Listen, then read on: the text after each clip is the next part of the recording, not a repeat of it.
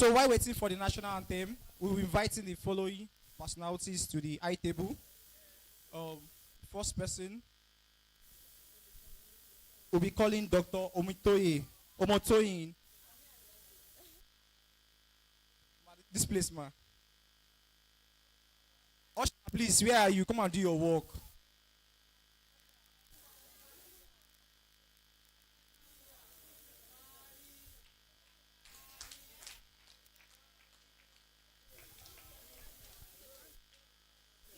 A round of applause as you.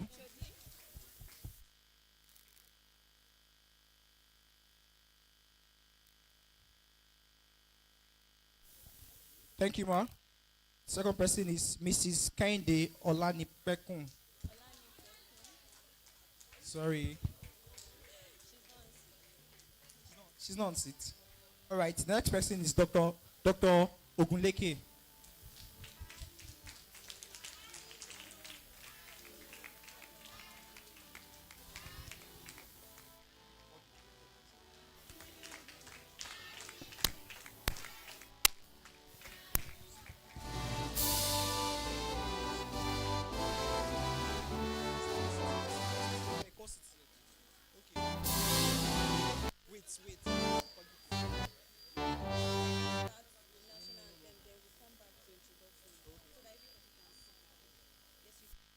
All right.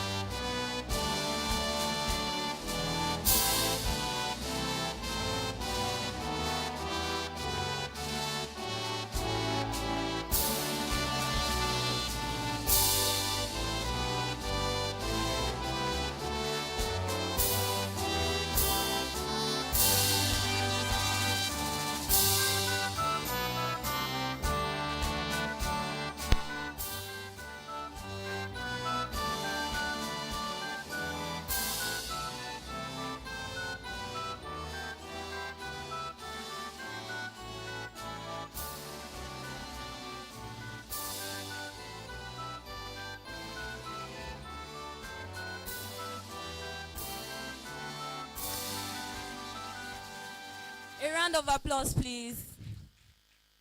Please, let's have our seats. UI anthem.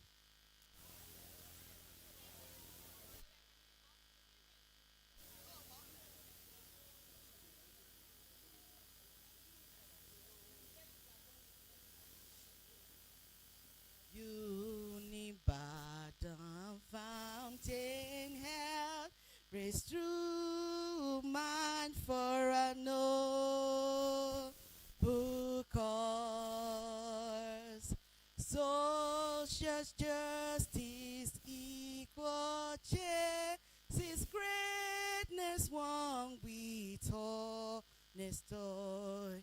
Guide our people this to know. Wisdom's best to serve is done. Help and right the right to learn. For a mind that knows is a mind that's free. Thank you very much, ma. A round of applause for her. Please, let's have our seats. Ladies and gentlemen, my name is Adeyemo Mosumola Victoria. And as your host today with my co-host, Samuel, it is our absolute honor to welcome you to the University of Ibadan School of Business MBA Week 2025. A round of applause, please. This room is filled up with future architects of industry, transforming realities into business opportunities. It acknowledges that every challenge you see in our nation or our world, the complexity, the pain point, is nothing more than an unmet market need. Where we see a blueprint, a profitable solution. Now, I would indulge us to engage, to connect, be present, be bold. Let's stop observing the word and start reimagining it. Welcome to the University of Ibadan School of Business MBA Week 2025. Let the transformation begin. A round of applause, please. So I would be introducing some of our dignitaries that are here. Hello. In person of Professor Adedeji. Professor Adedeji, a round of applause, please. Please, we would like you to come forward, sir. A round of applause, please.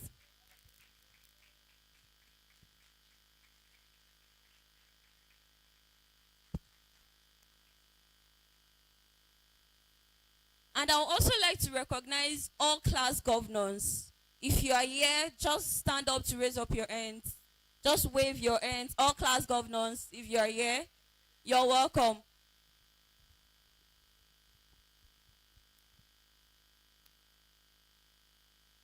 Then to our chairman, the planning committee, MBA Week 2025, in person of Mr. Dakmotella. Please, wherever you are, please just wave your hands.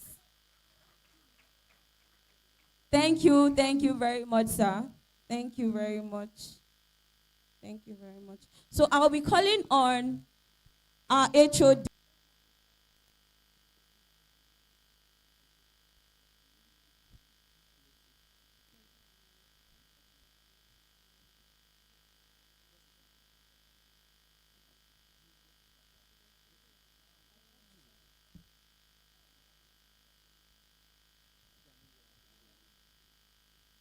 Okay, so I would like to also introduce our guest speakers for today. If you are excited for this moment, if you are excited for today's program, I want you to give a round of applause as I begin to call them one after the other. Our first guest speaker in Kala, Mrs. Olubukola Femi Ajala. Okay, she's on her way. Okay.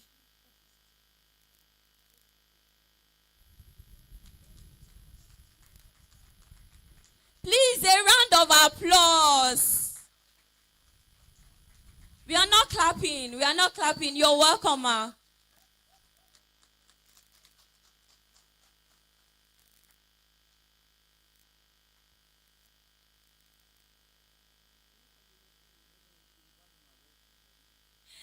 All right. So the next person I'm calling now is Engineer Femi Babalola. Engineer Femi Babalola. Please, a round of applause. Okay, she's not around. Okay, the next person is Dr. Olufumi Adegbile. Dr. Olufumi Adegbile. A round of applause, please. You're welcome, ma.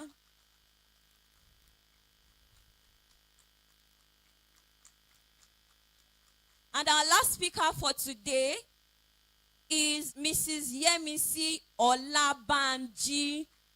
Mrs. Yemisi Olabanji. You're welcome, ma. Please. We need you at the high table, ma.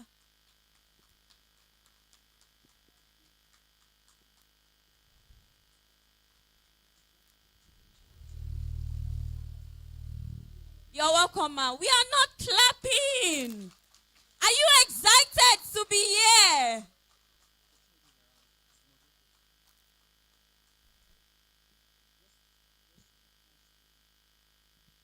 Also, I would like to recognize the presence of Mr. Chinedu Nwalia. You're welcome, sir. He's going to be our moderator for the panel discussion. So we'll call him forward when it's time.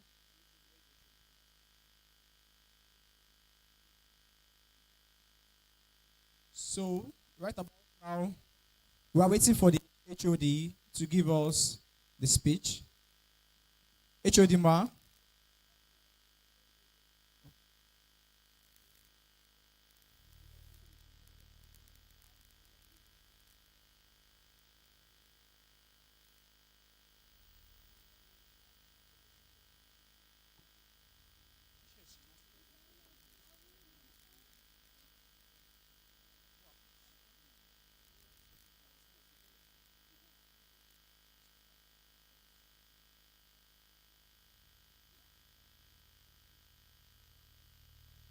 All right, while we wait for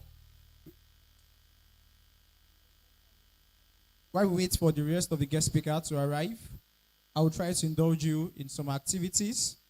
Don't let us forget, we are here for knowledge. And one of the things about knowledge is that knowledge gives you edge. That is why it is called knowledge. Are you understanding now? So as our guest speaker will be dishing out those knowledge, let's try and pay rough attention to them all. So, who's excited to be here today? If you're excited, raise up your hand. Are you forced to be here? Are you forced to be here? I think whosoever forced you convinced you enough, so you are not forced. It's nice to experience the MBA week for this year, and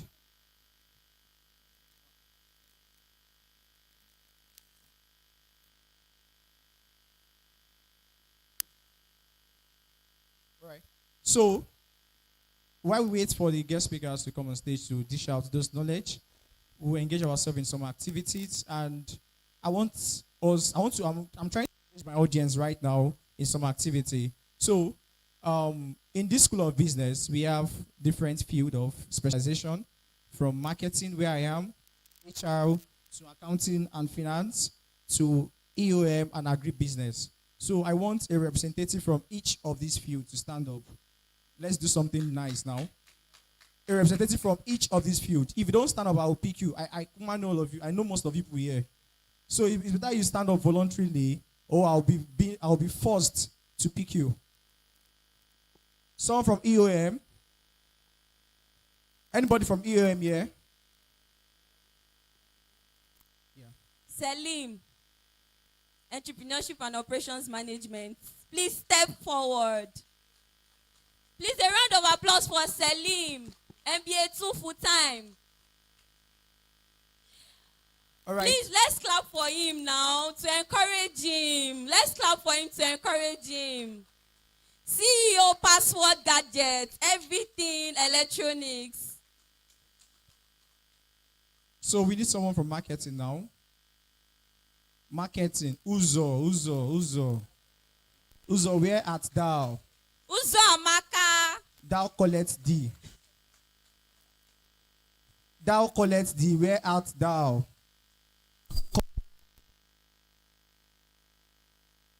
Agribusiness. Anybody from agribusiness?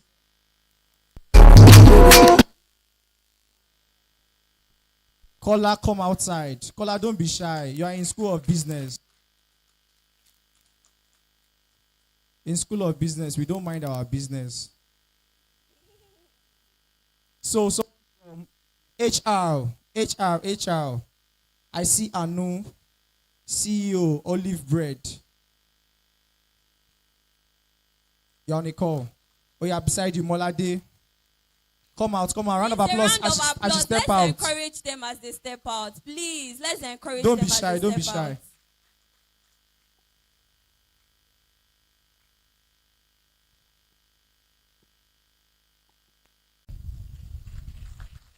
Welcome, Ma. .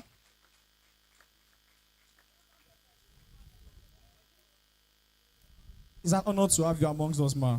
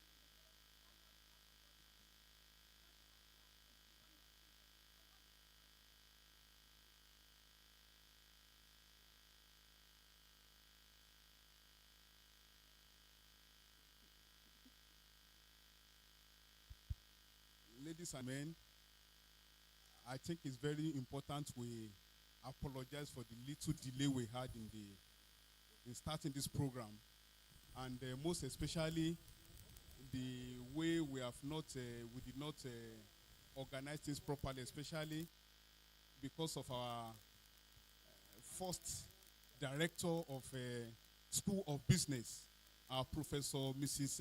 Adenike Osofisan. Please, I want us to stand up to please apologize for our misconduct. It's actually a misconduct.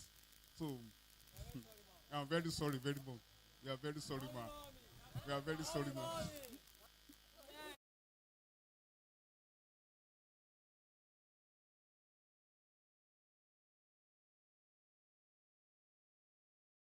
Management, there are some stakeholders and some things that can happen in the course of running your project. One of it is what we explained this morning. So we are very, very sorry. We don't do like this. This is not our culture. It's not our behavior. So we are very, very sorry, please. Okay. We are very sorry, ma. We are very sorry, ma.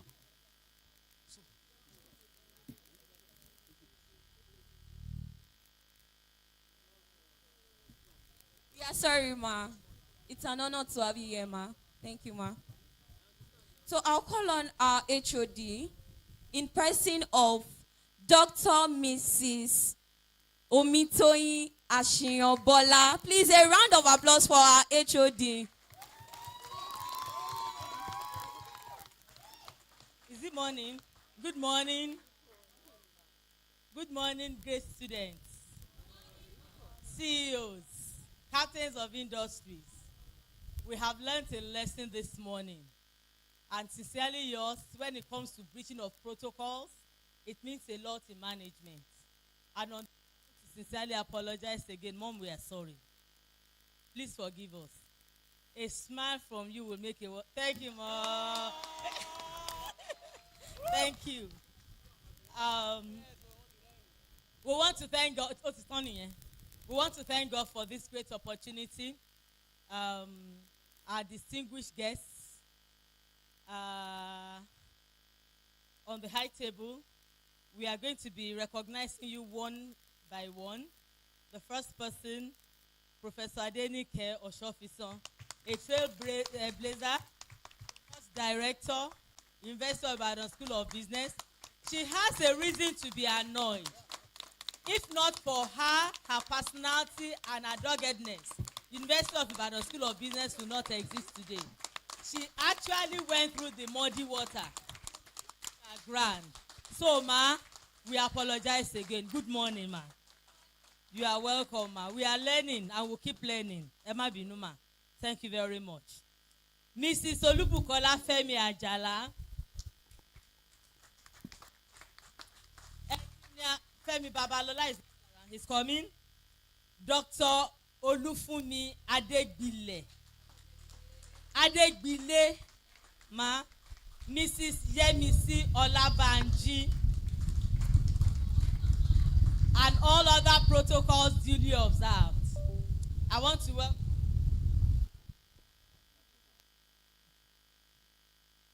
I want to welcome us all this important occasion, the 2025 MBA week, starting today with the theme, transforming realities into business opportunities. We'll definitely know University of Ibadan School of Business. This topic is very key and important to us. I want to look at this theme and how relevant is it to present day situation. What does it mean to transform reality? Maybe the first one we want to look at is transform. The second one is reality, and then business opportunities. When you talk about transforming realities into business opportunities, one of the things you are looking at is that you are strategically identifying the market and adapting business models to meet them through a structured process. And when you talk about this structured process, you are looking at market research, the likes. And so this 1 week, one of the things we are set to do is to share knowledge, is to interact with people that are in the industry, people that have gone ahead of us, people that have gone through the muddy waters, the turbulent times, and have been able to come up with some good ideas that we can leverage on. We'll be discussing a number of things around the transformation of realities into business opportunities. And I want to challenge all of us that are here. Some of us are business owners. There are things you are going to pick from this program that is going to transform your business. Some of us are still in between trying to see, what do I want to really do in life?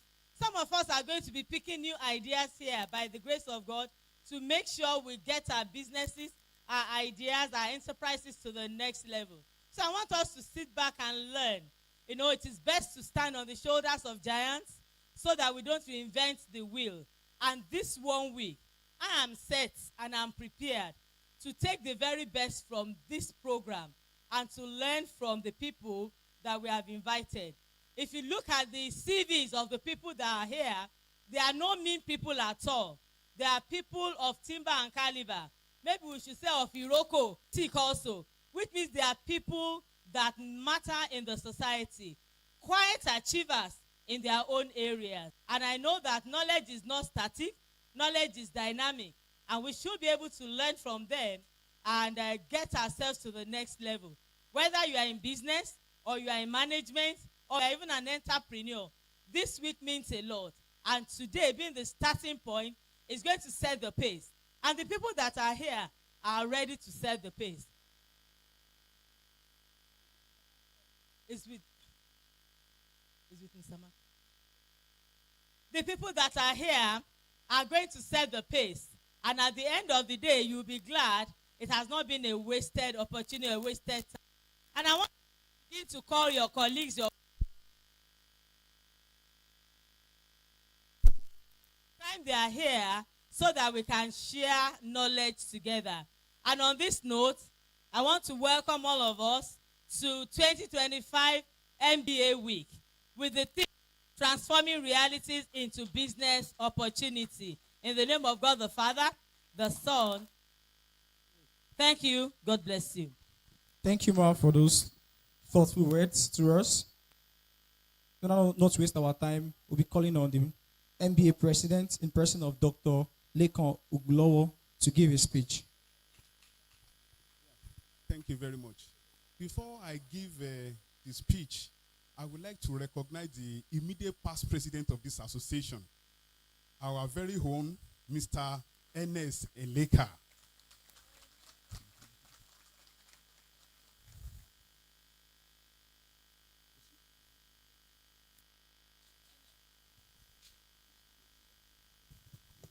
This little restaurant uses a... Dear teachers and mentors, distinguished guest speakers of today, the school officials, the security personnel, dear colleagues, ladies and gentlemen, it is a great privilege to be here today. When I chose to step beyond the familiar walls of the hospital where I practice as a medical practitioner and daily demands of running my private practice into the University of Ibadan School of Business, it was not merely to earn another certificate. It was to shaping my vision, to expand my leadership capacity, and to better equip myself to serve both in medicine and beyond. For me, the MBA journey has been it has been a transformative experience. It has provided the structure to consolidate my business ventures, the tools to think more critical about leadership, and the exposure to thrive in ever-changing business world. One of the most rewarding aspects of this journey has been the opportunity to lead this great association, presiding over professionals drawn from diverse backgrounds, including engineers, bankers, entrepreneurs, administrators, and many more, has been both a privilege and a training ground for me. Today, together we translated idea into realities. The breakfast seminar that broadened our perspective on business, entrepreneurships, and management, among others. The orientation that welcomed new colleagues, field trip that connected theory to practice, a rich connection and communication with our CMD students in Lagos, a credible election of new executives to this association. This MBA week with a rich public and the launching of our maiden edition of Uisb Student Association magazine today. Each of these surely leave us with unique experience and lasting lessons. These initiatives are not just events. They are platforms for learning, networking, and legacy building. They prove that when passion meets dedication, even the boldest idea can be brought to life. I am deeply grateful to the school management and most especially our HOD, Dr. Shiyombola Omitoyin, the MBA program coordinator, Dr. Ogunleke, for guidance, fellow members of the executive for their tireless support, all committees, including the field trip, the publicity magazine committee, MBA planning committee, and to every student who contributed in one way or the other to the success of our programs. Leadership, I learned, is never about one person. It is about connective and collective strength, shared vision, and the courage to act. As we look ahead, I am confident that the association will continue to grow, innovate, and strengthen the image of the University of Ibadan School of Business. To the next set of leaders, I urge you to see every idea through, nurture collaboration, and never underestimate the power of vision backed by action. Indeed, coming here was never a waste of time. It has been an investment in purpose, people, and thank you very much. A round of applause for our MBA president. So very quickly, we move to the highlight of today. I'll be reading the citation of our first speaker, Professor Adenike Oyinlola.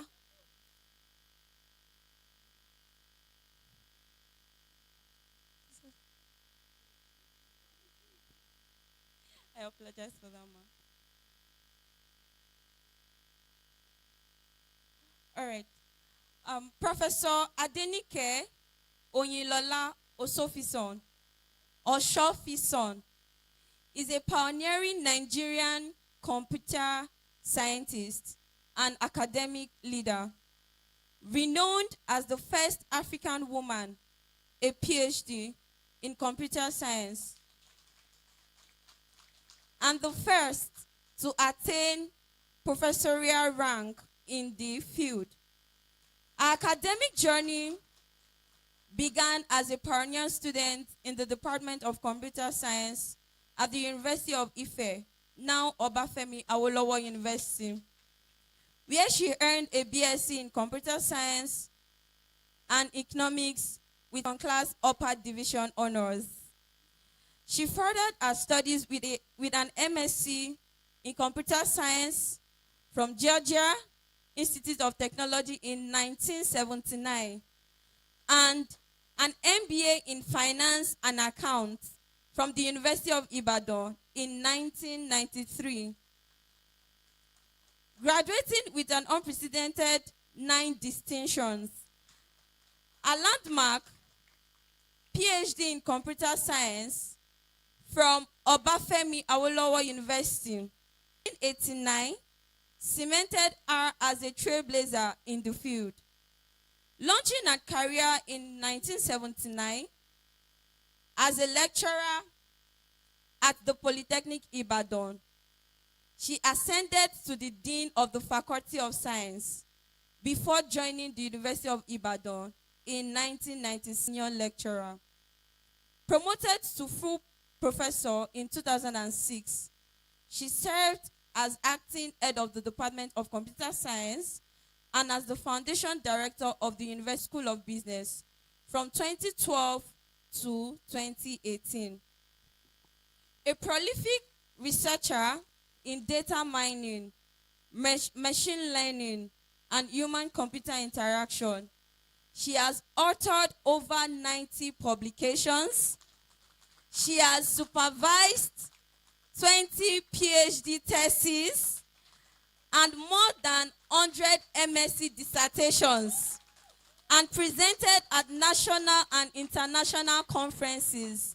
Ladies and gentlemen, with a standing ovation, I would like to welcome our first speaker, the pioneer director of University of Ibadan School of Business, in person of Professor Adenike Oshofison.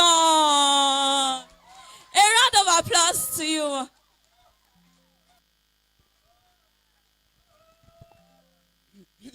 Please, can we have a seat, please? Your sins are forgiven, but don't make any other sin again, any mistake again. You are managers. And we should also behave like what? Like one. Well, this topic is transforming realities into business opportunities. This slogan was coined for some reasons. And I'm going to tell you the history of that slogan today. And I expect every other person to key in into other aspects of the slogan. When you say you are transforming this into business opportunity, it involves validating an idea through market research, creating a solid business plan, securing funding, and executing a strategy with a focus on continuous adaptation and customer needs. How did we do our research? The University of Ibadan took a couple of us abroad to very distinguished business schools all over the world. I was one of the people that went to Harvard and what's the name of that? I went to Harvard and Kellogg. And even though Harvard seems to have a lot of names and all of that, but I found out that the Kellogg model will be the model that will fit Nigeria. So when we came back to strategize on how we are going to follow the Kellogg model. We had a lot of consultation within the industry and in academia. We had a lot of stakeholder meetings, both in Ibadan and in Lagos and in Abuja. And from that consultation, we came up with the idea of the Uisb and the programs that we will run, as well as the curriculum that we are going to adopt. And the curriculum that we adopted was not done in UA alone. It was run across the stakeholder field. And because of that, we started by having a very clear vision. The history is very long, but I'm just going to cut short and just go straight to the important. We had a clear vision. We built a very strong team, and I'm going to talk about each one of them. We established a legal framework, and we developed a brand identity that is unique to Ibadan School of Business. And the remaining thing we are supposed to be doing now is monitoring performance to adjust as needed. Actually, when I went to Israel, Galilee Institute in Israel, and I showed them the key framework. That's the Uisb logo. I was very happy when it was interpreted correctly. Do you have a Uisb business logo?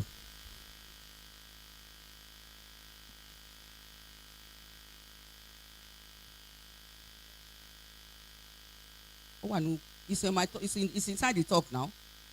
The Uisb logo.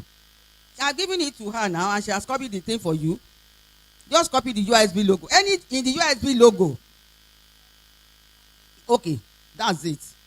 When you look at the Uisb logo, what do you find? You have a woman and a man shaking hands, carrying bag. When they are shaking, what are they doing? Partnership. The man and the woman is what? Gender balance. The bag they are carrying creates what? Wealth. And University of Ibadan logo, what does that suggest? Education. So our basis is on education, it's on partnership, it's on gender equality, and it's also on wealth. And when we look at those things and we then coined, our realities are partnership, gender balance, wealth, and education. How are we going to translate all of this into what? Business realities. So the key thing I'm going to talk about, so we established our vision. And our vision is to be the most preferred fountain of knowledge in business education, research, and management. We went through, I went to only 2. But when we came back, everybody, we sat down. There was no school of business in the world that had the kind of program we wanted to do. Either they would do 1 or 2. We said, Nigeria, what do we depend on in Nigeria? We depend on agriculture. We depend on GSA, what is telecommunication. We depend on oil and gas. So we said we must create programs targeted towards this. Apart from the normal MBA program that's always targeted towards finance, marketing, etc., which is management. So we came up with programs with MBA agribusiness, MBA telecom,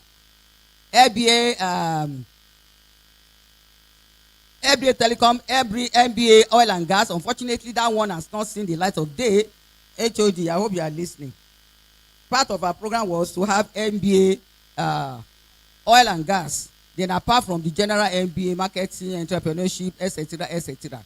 If you go and check, you will not find any school that has all those programs on board.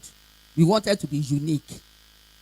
And it was after we started that the Lagos School of Business quickly also started something like MBA agribusiness. It was after us. And we also said we must be unique. How? We became the first MBA program to be accredited by National University Commission. Go and find out. It was after us that Lagos School of Business ran quickly to go also to have what? Accreditation. So in terms of uniqueness, nobody can beat us. We started in a very unique manner. So now we said to translate realities. What are our realities? I've said our realities: gender balance, partnership, wealth, education. How are we going to make each of these a reality? So, collaboration, partnership. We had collaboration with, when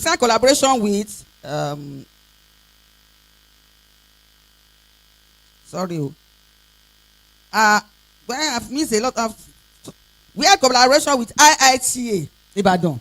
Why that collaboration with respect to agribusiness? And we have a lot of their staff on a lot of people coming from IITA to teach on our program, starting from the MD. So, and we also asked them that we are going to use IITA as our laboratory. So our students were going to IITA for lectures and also for a practical lesson. Then we also signed MBA with Nigerian Institute of Management. If you are familiar with Nigerian Institute of Management, that's where you have all the captains of the industries in Nigeria. The likes of the Omololayo Lace, I think it just passed on. The lack of the Omololayo Lace, Baba Ogunlana and co, and we visited all of them. We had partnership with NIM to the point that we got a position for US School of Business as a council member. That anybody who becomes the director of School of Business or the dean will be automatically a member of NIM Council. And we also started a program with them, PGD in management, so that anybody that wants to join NIM as a, there are so many cadres. You have a professional cadre and you have also student cadre. Any of their students will come and do PGDE in management for them to qualify and cross over to become a professional member. We signed that MOU and we started that program. Then we also had Digital Bridge Institute in Abuja, telecoms. We had an MOU with them. I don't know why that one has not surfaced again. So that anybody wants to join, and all students of Digital Bridge Institute, we have our certificates.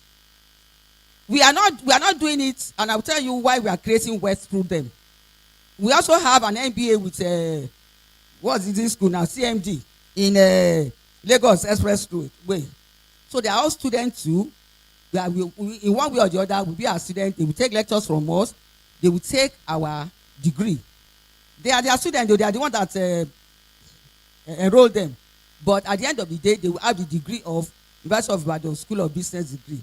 And for all of them, all their students, because eventually they will have our certificate, they must pay us 20% of their school fees. Are we not creating wealth? Exactly. So through partnership, we are creating wealth. We are also creating wealth because of the kind of program that we put in place. It's education in oil and gas, management education oil and gas. Which school will they come to? Uisb. Anybody who wants MBA, management in agribusiness, which school will they come to? So even from our program too, we are also creating wealth. Then gender balance. We said when we have our lecturers, at least 1/3 of them must be female. And when you look through the program, you find that at the inception, at least 1/3 of our workforce were female. Then we also said we are going to move outside university environment. So we have 2 sets of lecturers.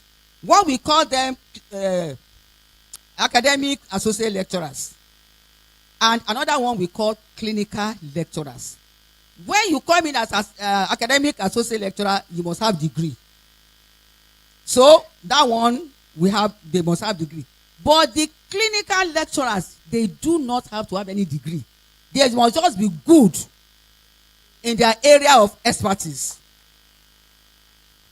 So in that case, we have captured both the academic and the what? And the industry. Are we not creating wealth? So that was the reason why we chose those 4 flagship. That is partnership. Women will not be left out. Partnership, gender balance, wealth creation, and education. So, and like I said, so that's how we formed a logo. That's the logo. So when I went to Israel and they interpreted that logo for me correctly without saying a word, then I said, we have succeeded. What we wanted, we are what? We have succeeded. And even apart from that, we were also doing, apart from academic, we were also doing business. There was a time that we were the one that did Oyo State junior examination processing for them, and we also made money. And there was a time, I think when they wanted to have insurance, we were the one that wrote the blueprint for your state government for the insurance policy they have now. So what we said was that we do on-site and off-site consultancy for people. The last one we wanted to do before I left was to have all the ladies in the National Assembly, train them on leadership, and all the wives of the governors, because whether we like it or not, they make a lot of, they have a lot of influence, yes, on their husband, so that we will now have inroad to all the states, and we also are going to have inroad into the National Assembly. So that is how University of Ibadan wanted to all its realities to become what? Business opportunities. And I hope the people coming after me, this vision, they will key into it, and truly, our slogan will be eventually realized. And when we realize the slogan, what do you think we are going to become? We are going to become one of the best school of business, not in Nigeria, in the world. Ladies and gentlemen, thank you for listening.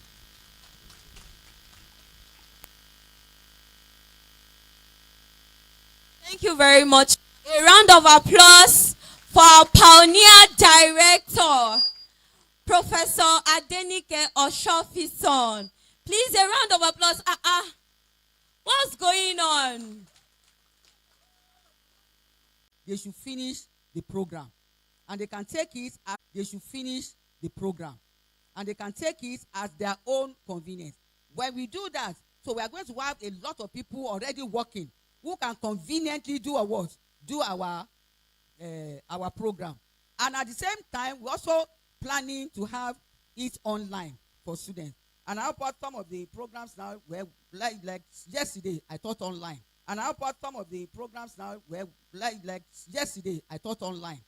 But we wanted to go fully online, and those who want to have physical training can also come for physical training. So that's the purpose of transforming realities into business opportunities. Our realities are what? Partnership, gender balance, wealth creation, and education. Thank you.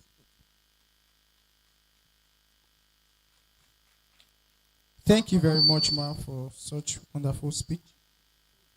Okay, please, I want us to quickly do something. On our social media platforms, our realities, we have partnership, gender balance, wealth creation, and education.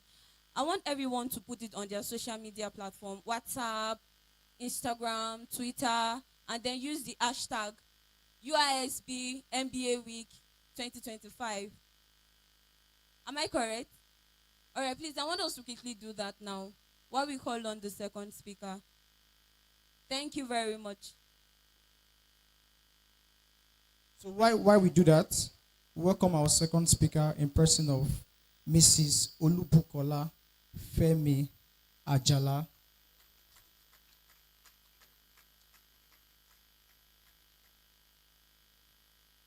Mrs. Olubukola Femi Ajala, fondly called Buki, is a seasoned trainer, strategist, and entrepreneur whose career journey is the theme of transformation. With over 7 years of post-degree experience, including 21 years in the banking industry and more than 1,000 hours of training and facilitation, she has consistently turned this into opportunities and ideas into thriving enterprises. She made history in the banking sector as the pioneering managing director of Flexmore Technologies Limited, a subsidiary of Intercontinental Bank PLC, where she led the ICT and telecoms company to record-breaking success. Under her leadership, the subsidiary ranked among the top 10 telecom dealers nationwide and received multiple industry awards. She was also recognized as the best Samsung franchise store owner for Southwest Nigeria. Today, Buki is the lead trainer and strategist at BFA Learning Field Limited, a training institute dedicated to leadership, business management, and nation building. Her work specializes in curriculum design and capacity building for women, youth, and SMEs, empowering the next generation of African leaders and entrepreneurs. She currently serves as the country executive director of the Institute for National Transformation, INT, where she champions leadership excellence and societal transformation across Nigeria. Beyond her training and leadership work, Buki is a founding director of 2 companies and sits on the board of 4 organizations. So that is with the standing ovation. Let us welcome our second speaker.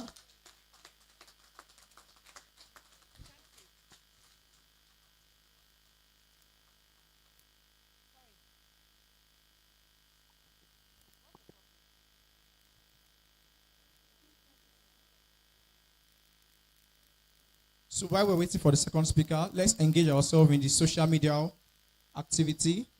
The 5 foundation of Uisb. Let's make our post on social media with the correct hashtags. I actually came with a flash drive. I don't know. Can anybody help me find a flash drive that has no owner?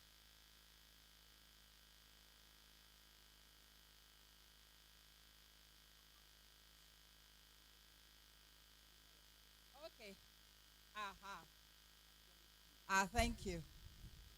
So the flash drive decided to say, I am here. Oh.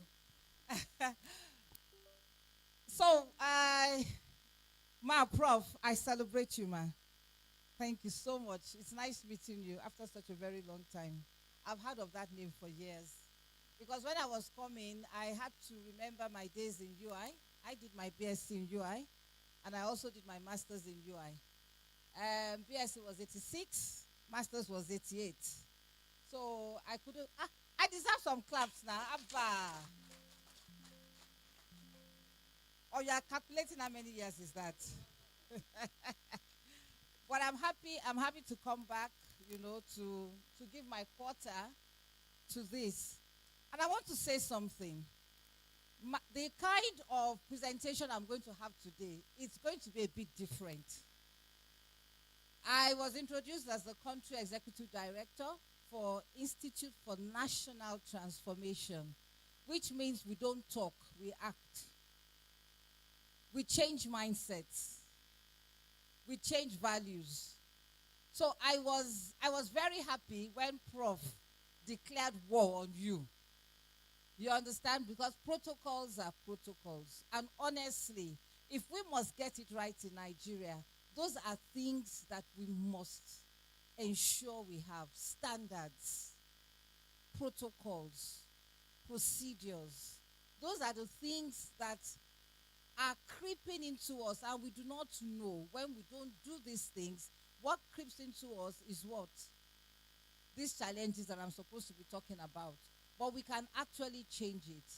And something about the national anthem, I hope my friend is there. I was looking at you, I hope she's there. She was, yes. How do you know I was coming to you? When I said national anthem, you love the national anthem. Because I saw she was smiling and she was singing, and she was singing with me. Yeah, she was singing with me, and I looked around, and I'm amazed. Some of us don't even know the national anthem. Maybe we know it and we do not want to sing it. It's your pride. It talks about you. Let's forget about the fact that they change old on you. It don't concern you. Check the old one and check the new one. You will say it's still talking about what? Nigeria. So I have a cash prize for you. I won't mention it, but I have that for you because she was smiling.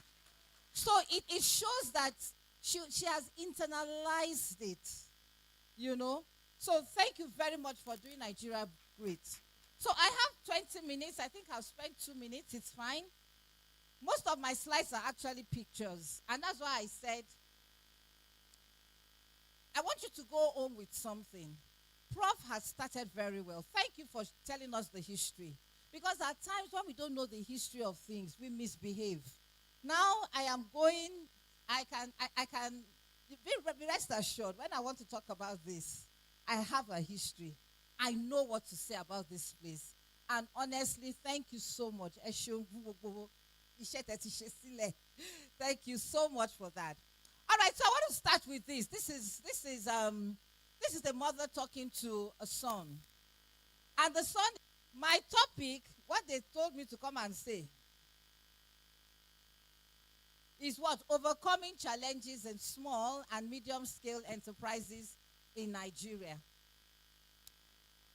So, this is the mother talking to the son, and the son is very tired of the business. It's a shoe business. That he is tired. He wants to japa. He wants to stop. He's just tired. And the mother, from experience, said, you know what? You cannot give up now. You need to build your muscles. You need to cross the hurdles. So, that is what I'm here to say. I'm not here to come and tell you story or theory. You know the challenges that Nigeria is facing in terms of when we talk to business. You can even teach me. But let's talk practical things. All right, so SMEs, you already know them because, you're in that sector. But because I have to put it in the slide. So we all know what the SMEs are. Do we all know? When we say classification of SMEs, fantastic. All right, so why is SMEs very critical to Nigeria? I want you to really, really give me one. Environment is not too friendly for landing, I must admit. You understand? Even I myself had to take Sprite so that I will not faint. But I want to believe that for the organizers, madam, okay, she's gone. Please, when it comes to, thank you, ma. When it comes to learning, if it's social, we don't mind though.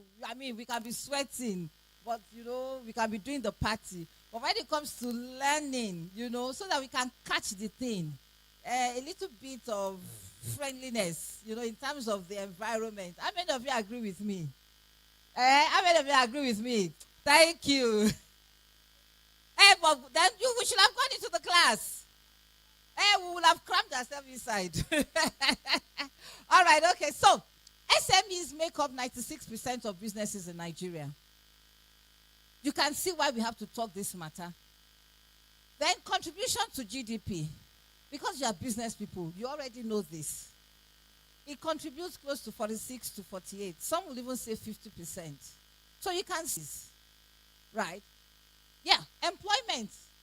84% of people are employed. Because why? One SME will have 10, one will have 20, one will have 100. That's the classification. And then, of course, Nigeria has over 39 million SMEs. So, the question is, are we really looking through the right lenses to understand the challenges?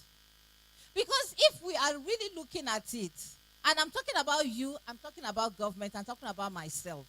You can see this person, and that's why I said I'm going to use pictures. You understand? If you don't hear anything, just look at the pictures. The pictures will speak volume to you. He had to abandon the Google and now begin to look at the microscope. Because one, research says that 50% of SMEs fail in their first year.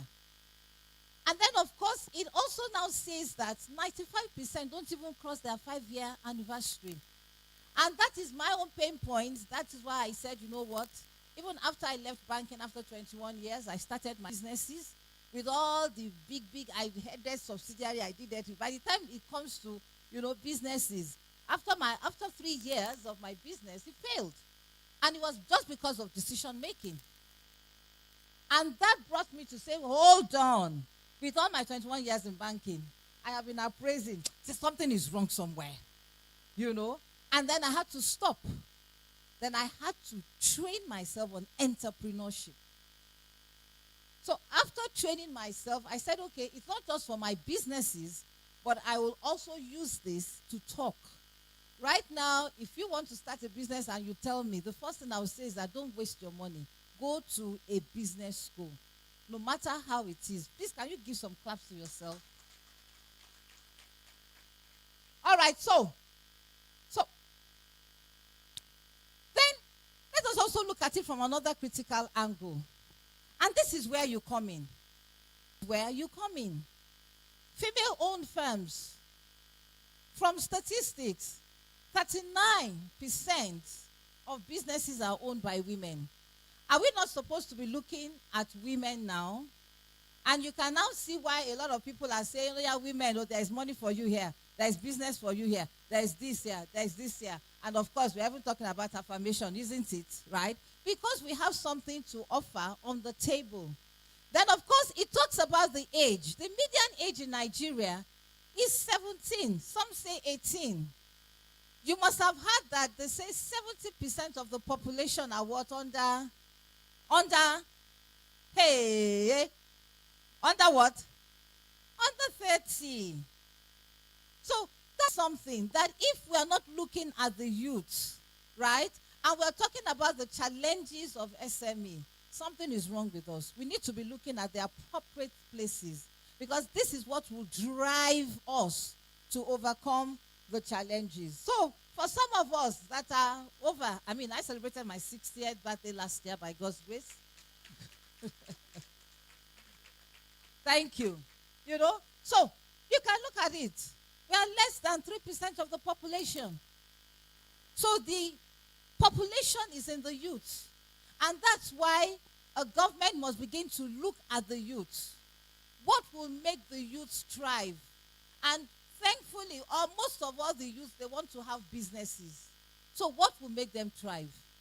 All right, so SMEs are very critical to Nigeria. I've mentioned that. So challenges, anytime I want to talk about challenges, I always use this picture of somebody crossing the hurdle.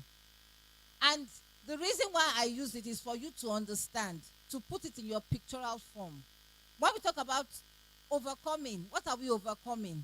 It's not abstract. It is like a sports person that wants to cross an hurdle. If you do not build muscles, if you do not discipline yourself, if you do not understand the technicalities of that sport, you will not be able to cross it.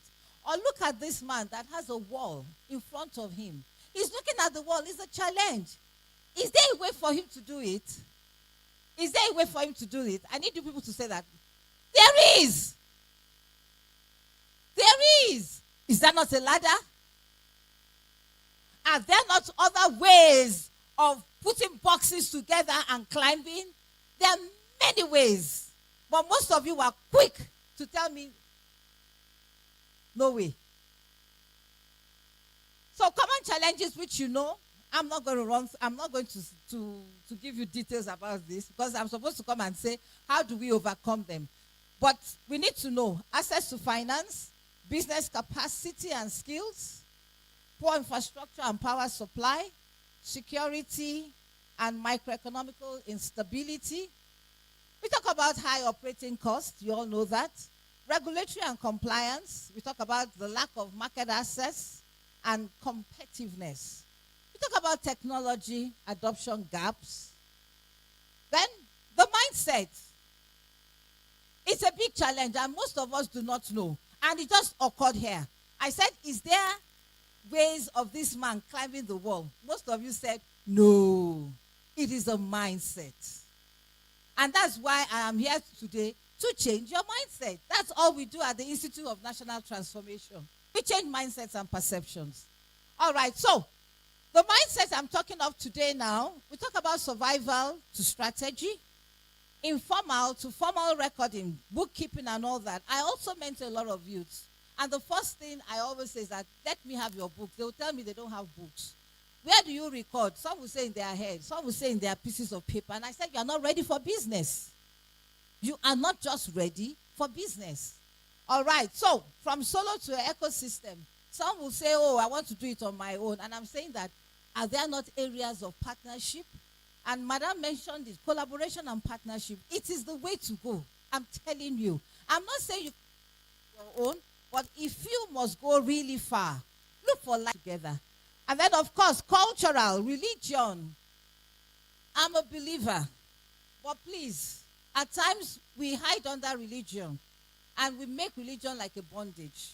We believe God is a magician. No, God works with principles. If you do the work, God will bless you. That's why you find out that some people who don't call on God, they are very, very successful. Because of what? The principles. But with your knowledge of God, you can now go far. All right, we talk about wrong views. Anyhow goes. Anyhow. I don't want to rub it in again because Prof have downloaded to you, so it's okay. Because I myself wanted to come and download to you. I left Lagos 7 o'clock. I was telling the driver, I said, I must be here 9 o'clock. 9 o'clock, I was in the car doing a radio show. And 10 o'clock, I walked in here. How would you make me feel? They were still packing tables, doing this, doing that. And I said, oh, no, this is not it. If Nigerians, I am sorry, but you have called me, maybe you'll not call me again. But, okay, but I've said it. Because you see, it's a mindset thing. Anyhow goes. That is what you will carry into your business. Because anyhow goes. And meanwhile, the people that we are copying, standards are standards. All right? African time mindset. It is killing us in Nigeria. That's why a whole lot of people, miss out. Because when you tell an Oimbo 8 o'clock, Oimbo expect you to be there 7:45. But you say what? African mindset. This is the leg. I am going to focus on mindset today. Some of us are still operating in this, and that's why I showed you this picture. You wake up in the morning, you hit your leg on a stone, and then they tell you that what? That is a bad day for you. So the question is, the day you don't hit your leg, is it a good day? No, talk to me. Is it always a good day? Some will say they don't even want to spend money on Monday. And I tell them that, do you make money every day? This man that does not want to spend money on the tap is broken. You have to call the plumber. You have to call this. He does not want to. So the question is, the day you don't, does money roll in like that? I'm not talking about businesses. It's a mindset thing. Instead of that person to check, what happened? Was it my shoe? Did I trip? Was it my balance? Did I step on a stone? So that next time, it will not happen again. I hope I'm talking to someone. Yes, focus. For those who read the Bible, this is the story. I don't want to go into it. But I'm talking about, what do we focus on? It just happened here. I said, can this man climb the wall? Most people said no. What are you looking at? They sent 12 people to go and spy. 10 people came with bad report. Only 2 people said, we can do what? And look at, they carried fruit. The fruit they carried, they had to carry it with the what? Rod. 2 people had to. They did not look at that as opportunities. But they were looking at what? We were like what? Grasshoppers. So the question is, what are you focusing on? Trust. Big issue in Nigeria. All right, now, so let's go on. In the next 5 minutes, I should be done. How do we now overcome this? Now, you know the wahala now. You know the kasala now. But tell me the truth. All these things that I've listed, do you know that a right-thinking person can solve it? Okay. So, back to our hurdle. This lady was able to cross the hurdle because she has built capacity. She has built what? Muscle. And that's what we are saying. Access to finance is an issue of understanding, where do I get the money? There was somebody I was mentoring, and he was saying that, madam, I applied for financing in the fintech. I thought they were going to give me money, but they said they're not going to give me money, that they are going to give me a technical team. But I was expecting money. I said, when you get that money, what are you going to do? He said, I'm going to employ people, product manager, technical person. I said, they said they are going to give you. Mindset. He was looking for money. I said, they will not give you money. Why? Because they are funding ideas. So they will not give you money, but they will give you what? Product managers, technical people. Right. So, please, well, I can send the slides, maybe through Oga Leko, so you can look through it, because I was giving 20 minutes. All right, so savings culture, knowledge gap of financing. The types of financing you can have, it's not just loans. There are alternatives to financing. Then we talk about, okay, that's okay. Then we talk about infrastructural development. A road is bad. Are you expecting God to come and fix that road? Huh? Is it not a human being that will fix the road? So we are talking about what? Leadership. Then, of course, in terms of customer service, I think she's going to talk on customer service. I looked through when you were flipping, and I saw customer service. It's very key in Nigeria, right? Then social skills, emotional intelligence. So, you can see this picture. It's about this Ezenwa. Mr. Ezenwa enrolled his son, Chidioke, in a Benz repair course. Talking about what? Entrepreneurship. Entrepreneurship. Honestly, people have money and the first thing they say, okay, I want to set up a business. It is very wrong. Now, I am an advocate of that. Just store your money and go into any entrepreneurial training. Develop yourself first before you move out. All right, so, we talk about the Igbo apprentice, whatever. I know it has been in the Harvard Business Review, which is very good. It's working for them. All right, so more on the overcoming digital transformation is very key. The youth today are techie savvy. So I don't need to talk too much about that. All right, we've talked about infrastructure. You can see the bad road. How can I do business with this kind of road? But it just takes one, good leadership. Good leadership. So wherever you are, and please, many a times we talk about Tinubu, but we don't look at ourselves. We also are leaders. All right, I'm wrapping up now. Government policies and economic stability. Thank God that we're talking about the stack, the reforms in the tax sector, ease of doing business. These are things that we need to do, right? Then, of course, sustainability is very, very key. Now, globally, they are looking at that. How do you sustain your business? So I'm just talking about how do we overcome the challenges that we have. Trust, very, very key. If you miss it, you miss it. A lot of people miss business opportunities because of what? Trust and integrity. But I am here. I don't need to shock you. I just need to tell you. It starts from the home. If you do not train your children to have trust and integrity, they can't have it. So, you must train your children, and for us that have grandchildren, we must ensure that our grandchildren are trained. Trust, integrity starts from the home. All right, so mindset. We must have a culture that embraces risk-taking and innovation. We must introduce our children early problem-solving, critical thinking, and designing models. What Prof did, they just designed a model. They designed it. They looked at the issues. What do we want to do? What do we want to do? And they designed it. But you notice that they did not just sit here. They went where? They went outside to go and see what they are doing. They are building what? Skills, capacities.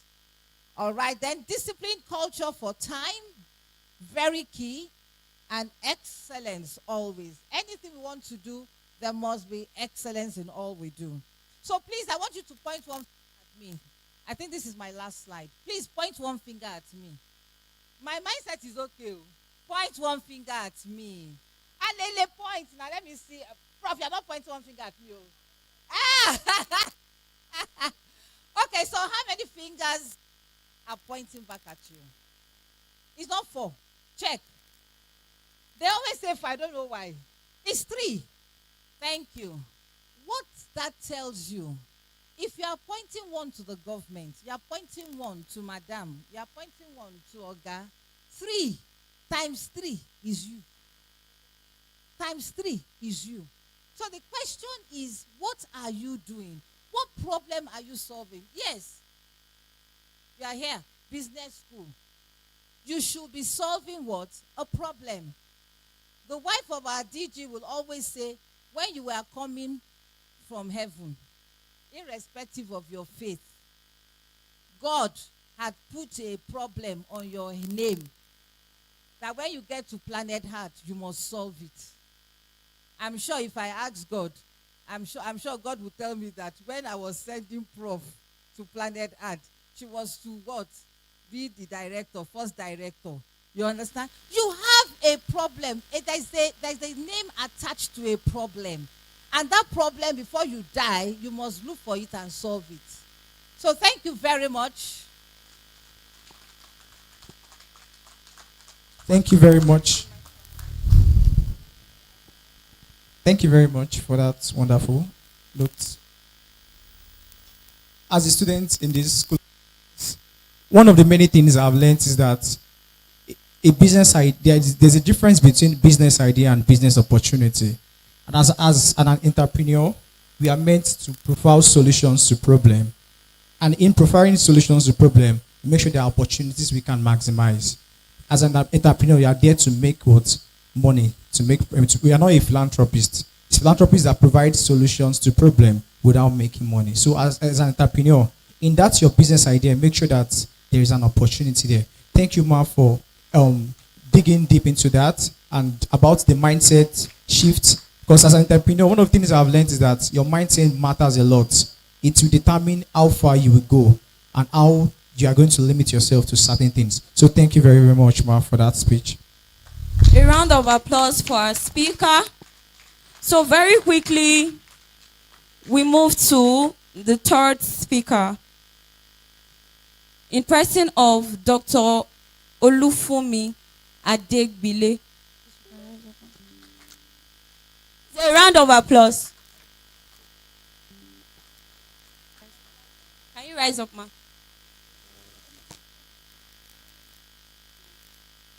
All right. Dr. Olufumi Adegbile is the managing director of Royal Spices Planners and Managers, a company she established over 30 years ago. She holds dual master's degree with one in educational management from the University of Ibadan and an MBA from the Metropolitan School of Business Management in the United Kingdom. She also holds a PhD from the University of Ibadan, a doctorate of the Chartered Institute of Human Resources Management, fellow of the Institute of Professional Managers and Administrators of Nigeria, and a fellow of the Institute of Personality Development and Customer Relationship Management. She is the immediate past president of Zonta International Club of Ibadan 2, a global organization of executives in business and professionals working together to advance the status of women and children worldwide. Currently, she is the founder and team lead of Girls to Women with Ease Foundation, a non-profit organization with the primary focus on creating awareness and sensitization campaigns on care, protection, and prevention of reproductive health-related diseases. Ladies and gentlemen, with a standing ovation, we welcome Dr. Olufumi Adegbile, the MD of Royal Spices Planners and Managers. A round of applause, please.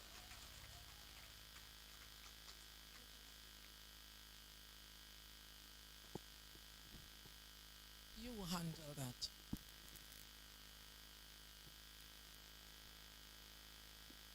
Good afternoon, distinguished faculty members,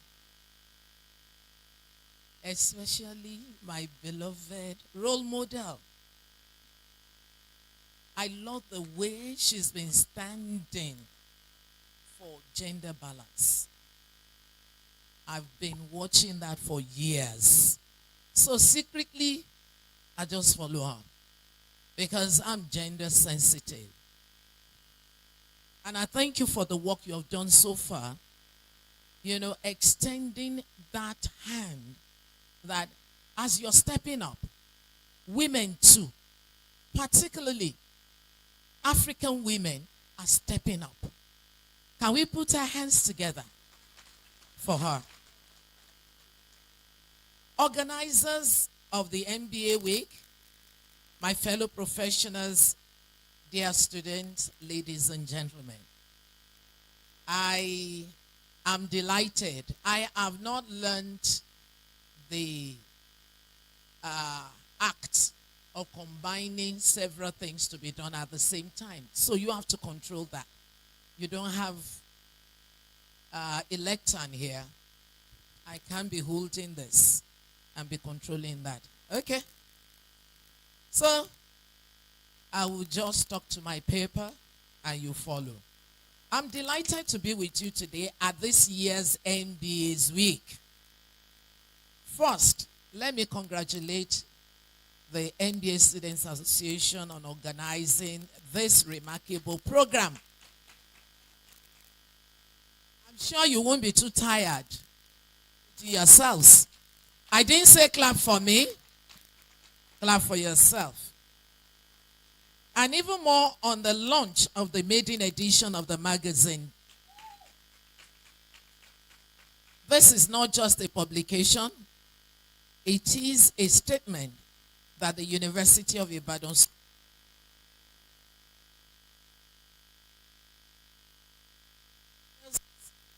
who can shape narratives and set new standards. Though I'm yet to see a copy of one. The theme of this year's MBA's week. Before I go into that, you can do yourself the good of looking at this so that you will know the highlights of my. The theme of this week, this year's MBA's week, transforming realities in business opportunities, could not be more timely. We live in a world where yesterday's impossibilities are today's what? Opportunities. Some things were just impossible in those days. Like having more women in some places, ensuring women are stepping up. This is not about gender equality today, but I'm always, talking about gender equality.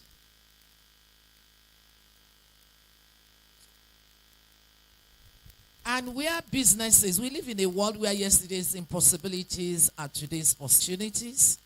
And we are businesses that understand how to anticipate and respond to shifting realities are the ones that would thrive.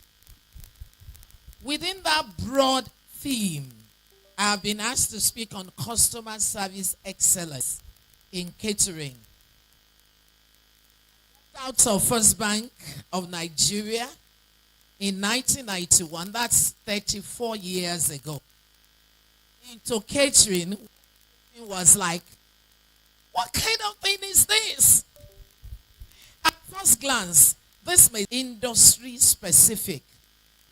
But as we go on, you realize that the principles of customer service apply universally.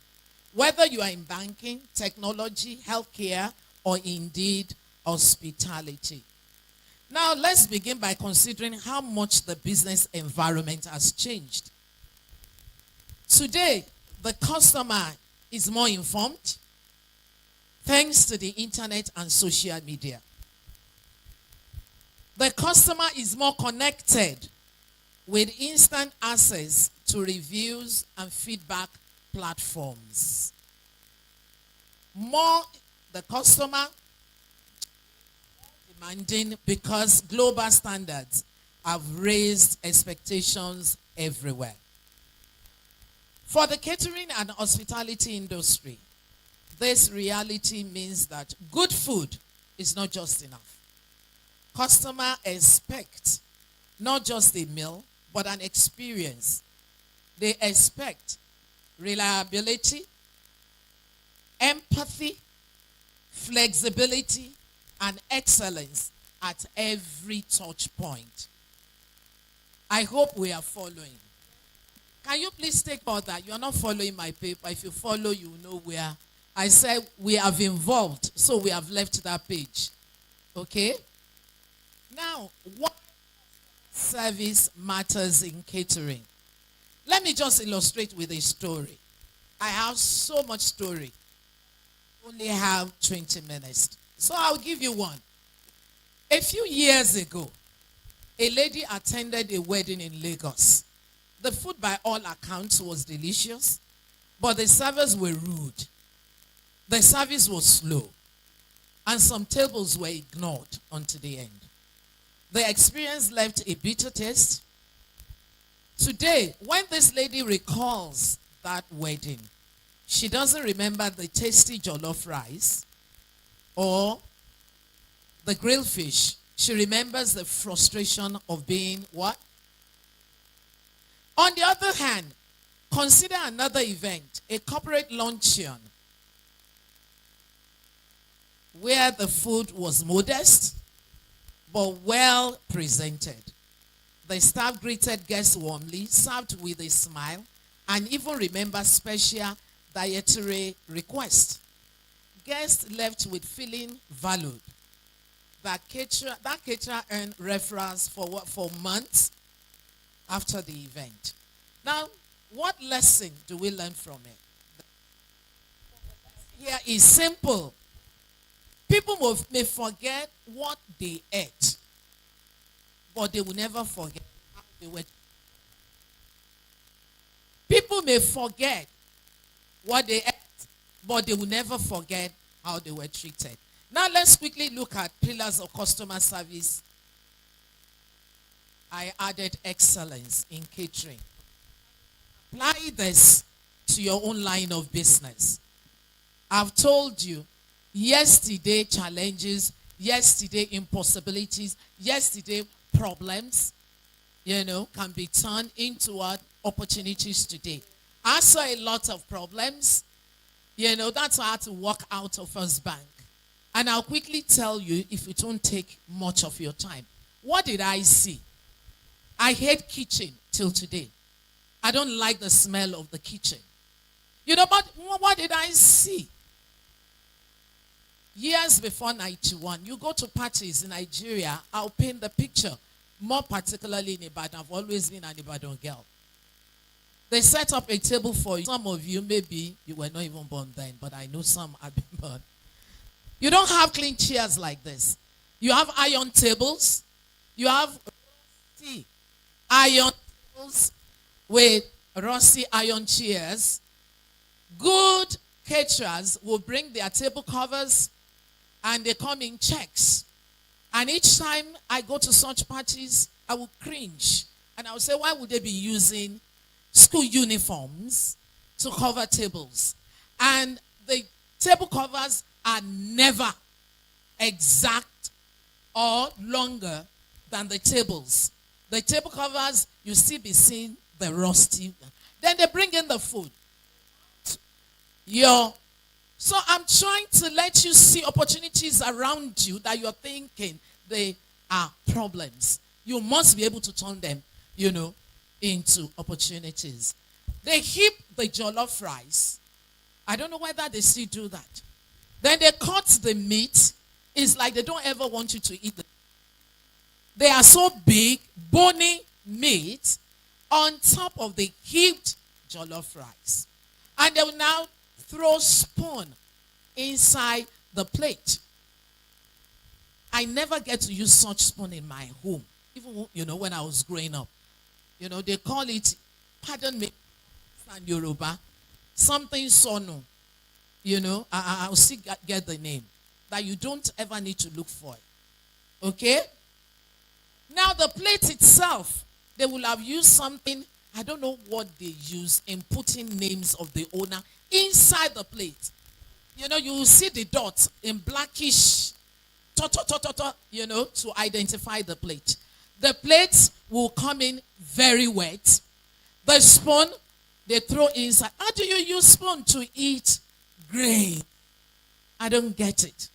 So, And the table, I'll be looking at the legs of the table, rusty, inside I won't be able to eat. And my husband will say, "My embarrass me again." You know, my friends will be passing and say, "For me, oh, Johnny, I couldn't eat it."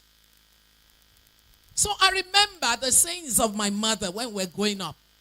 Anything you complain about, you do something about it. That's how I got into catering. I don't like the kitchen. But when I taste, when I taste a good food, I know a good food. So I had to go into research. The first thing is, with this, my friends, whenever they are having naming ceremony, a number of us were having naming ceremony around that time, for our children. I'll just pick up 2 tables, bring in all my things, ensure nice plates must be white so that we can see what we're eating. Portion the food. I just bring food for. Do up 2 tables. Bring clean white sheet to cover it and cover the legs. And put multicolored serviette inside the glasses. So everybody will rush the 2 tables. And they'll not be saying, why didn't you do all tables like this? All the visitors that are coming wanted to sit on. Say, it's for me. That's how she did so place. That's how. Somebody said, pay her more money to do every other. That's how I took off. So, anyway, I'm very enough into setting up your own business. Looking out the challenges around you. Turning them into opportunities. I think I'm still within the paper you're having this week. Thank you. Can I have a good clap for my story? Thank you. So the pillars, we have 5 courses. 5. And you can, for you to give excellence, performance, customer excellence. 1, listening and personalization. Every client has a unique vision. Please go to the next slide. A birthday party, for instance, for a 10-year-old will differ vastly from a golden jubilee celebration. So listening actively to your client allows you to personalize their service. For example, creating a customized menu for a diabetic guest, or designing a culturally themed presentation. I mean, if it's your what do we call the one we do before the church wedding? We call it, and empathy and professionalism. Think of the difference between being told rudely, sit there, food will come now, and being warmly welcomed with good afternoon, ma'am. Food will come now, and being warmly welcomed with good afternoon, ma'am. Please make yourself comfortable. Your meal will be served shortly. Courtesy elevates the entire experience. Number 3, consistency and reliability.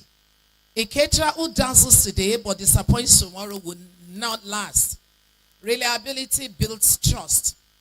Consistently showing up on time. Underline. Make bold.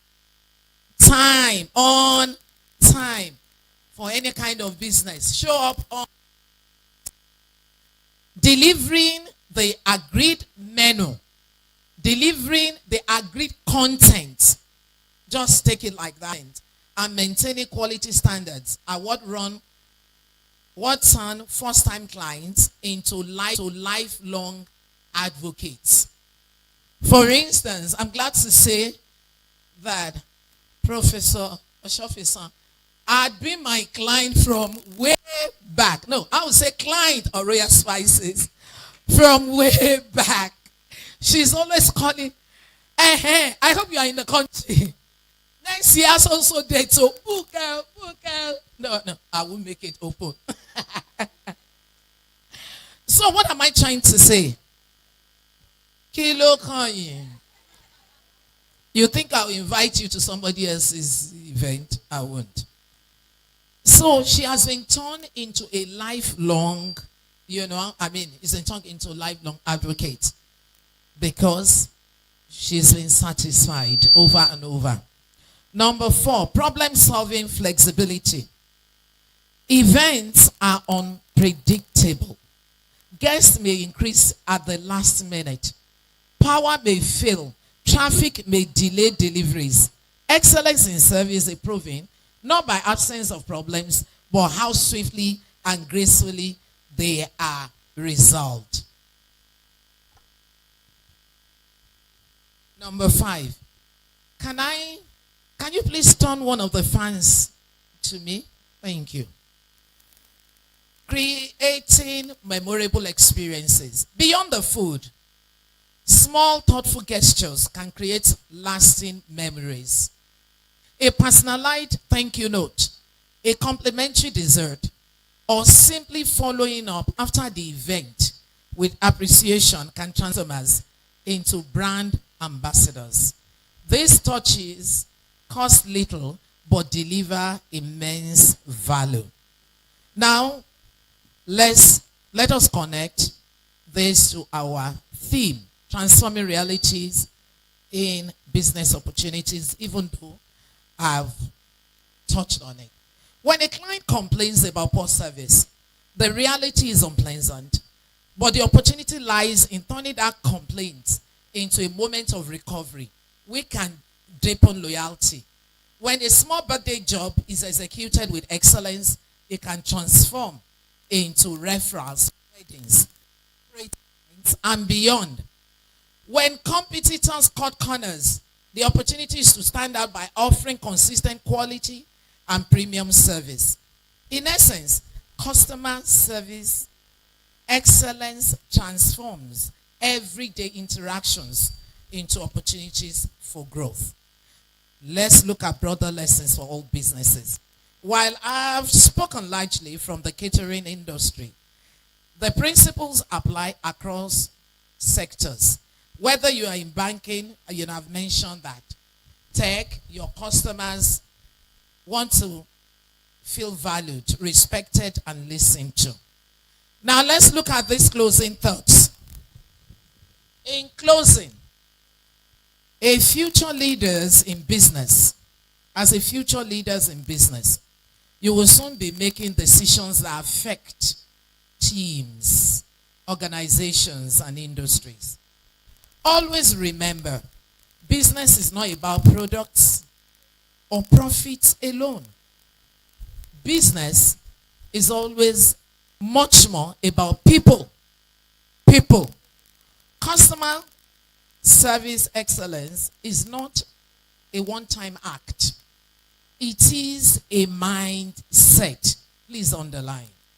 A mindset, number 1, that must become a culture and a competitive advantage. For us in catering, it transforms food into experiences. For you in business, it transforms reality into opportunities and opportunities into sustainable success. Thank you very much. I wish you all a fruitful MBA week. A round of applause for her. Thank you very much, ma'am, for that insight. I'll be going on with the 5 core pillars of customer service excellence. She mentioned listening and personalization, professionalism, courtesy. Then she mentioned consistency and reliability, problem solving and flexibility, creating memorable experiences for you to give your customer excellent. And she closed with, business is not about products or profits. It's about the people. So if you're going on with anything, don't forget that business, you starting a business, is not about making money. It's about rendering quality customer service to the people. Thank you very much, ma, for that wonderful presentation. So I'll call on Samuel to read the citation of the next speaker. Thank you very much. I do hope we're having a wonderful day. We are learning something. One of, so I will call on the next speaker, in person of Mrs. Yemisi Olabanji. You can rise up, ma.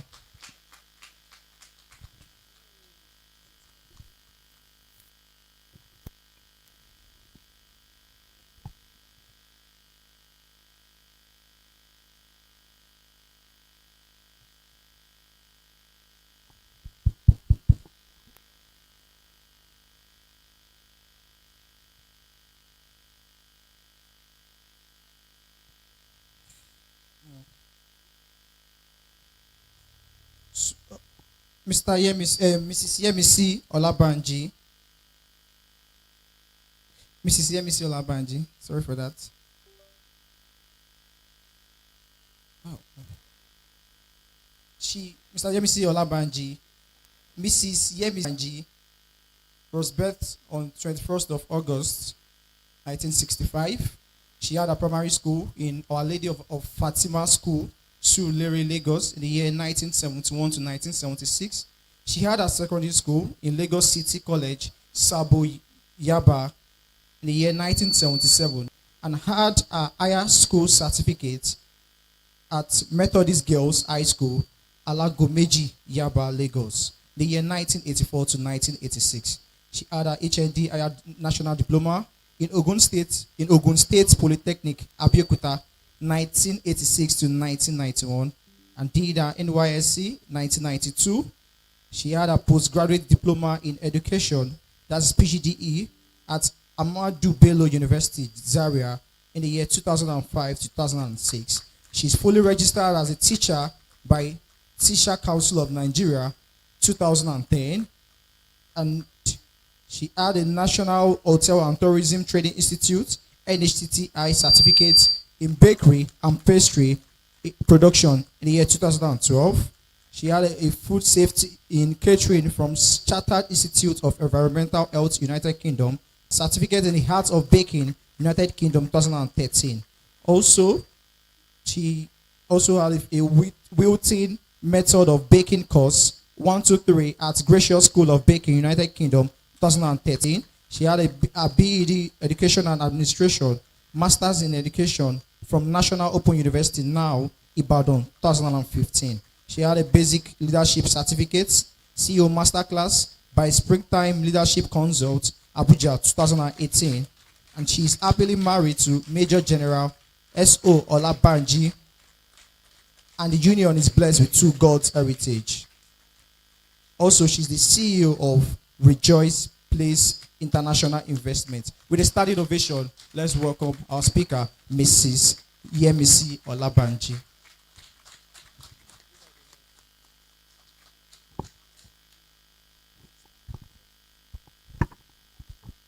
Thank you.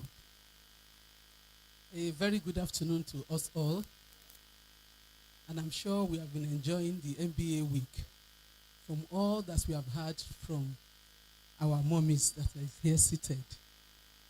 From all the speakers, I have learned a lot of things I don't know about you.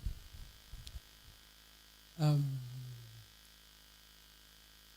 want to thank the MBA Week Authority that gave me this platform to come and sit in between intellectuals, professionals, professors. I'm not one. I'm just an ordinary market woman. Yes. With all they have read to you, everything finished in the market. I'm a market woman. I sell in the market. That's where the money is coming from. Thank you so much. I also want to thank Dr. Ogunlowo. He's the one that invited me. I don't know what he saw that he brought me here. I don't have words for you, but I'm going to try as much as possible to say what I know. I'm going to speak in the market English. So please, me as you can. Thank you.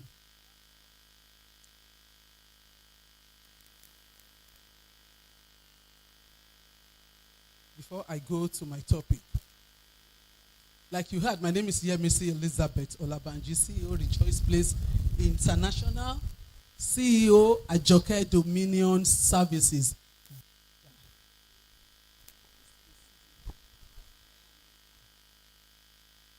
CEO Ajoke Dominion Services Limited.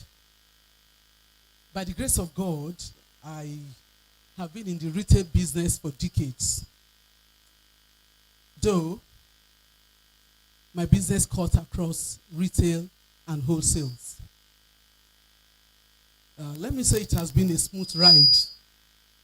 But even at that, we've had our challenges, hindrances, which has taken us to where we are.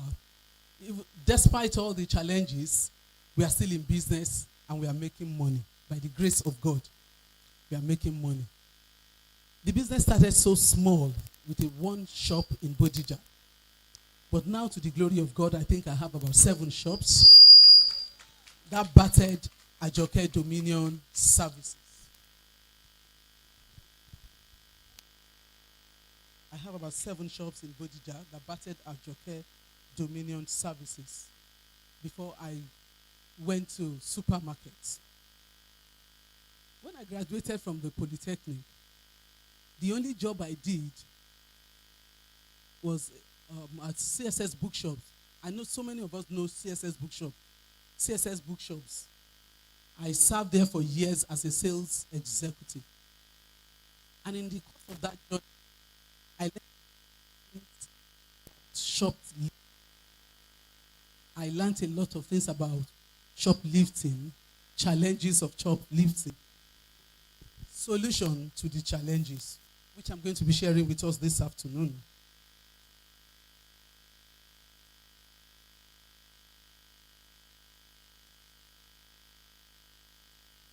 In 2014, I opened the shop in Bodija, and the experience I had was terrible. The experience I had with shoplifting almost took me out of the business. I was like, can I survive this? 2 months into the business, we started with a little amount, and I would go there every day with my sales girl. I would fill my car with about 6,000 naira. At the end of the day, maybe we are making 1,000, 2,000, 3,000. I was like, how is it going to happen? I fueled this car with 6,000 naira and I'm making 2,000, 3,000 naira. How? On one day, one very good afternoon, a woman came in after we have not sold anything. Previous day before she came in, we sold about 40,000 naira and we were happy. We are looking at ourselves and saying, we have made money today, a whole 40,000 naira. So we kept it in the drawer. The second day, this woman came in. I asked him for so many things. Do you have this? Yes, we have. Do you have that? We have. Do you have this? But yeah, bring them out. And I said, says girl, you'll be writing what she's requesting for. I'll be bringing it out. So she was writing and I was bringing it out. Before we know it, she asked for another thing. And I turned my back to give her what she was asking for. Later, I brought it back. The other girl was busy writing on the invoice. The woman said, don't worry. I will even come back. The money we spend cannot even pay for all these things. I will go to the bank and I will come back. I said, okay. Yes, ma. Thank you, ma. She left. By the time we closed, we wanted to count our money. Hey? Where is the 40,000 naira we kept in the drawer? I was shaking. I was like, hey, this business has ended. 40,000 naira gone just like that. Honestly, we couldn't find that money. The way and manner she picked it, I don't understand. It was in the drawer. I was there. The sales girl was there. And we didn't know where she picked the money. And that money just went like that. I almost backed out of that business. Said, I can't cope. But thank God I did not back out. Thank God the business is still alive and is doing excellently well. That takes me to my topic. Shoplifting in a retail business. See, I don't know how to, because I'm going to talk about types of shoplifting. But this particular shoplifting, I don't know where to categorize it. I don't know where it belongs. Because Everybody in that market on that same line experienced such thing at one point or the other. My own is even small, it's 40,000, some 200, 250, 300. The way and manner they do it, we don't know. So I want to believe there is something they are using. I don't know what it is, but there is something they are using. Ma, I know you something that they don't believe such things. Honestly, I'm telling you, through life story, there's something behind this which I don't know. Yes, ma. It was later that I got her. It was distraction. Two of you in a shop cannot be busy at the same time. If somebody is busy, the second person must be alert, watching from afar.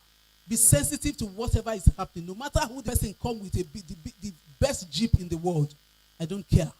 Anybody can steal. What is shoplifting?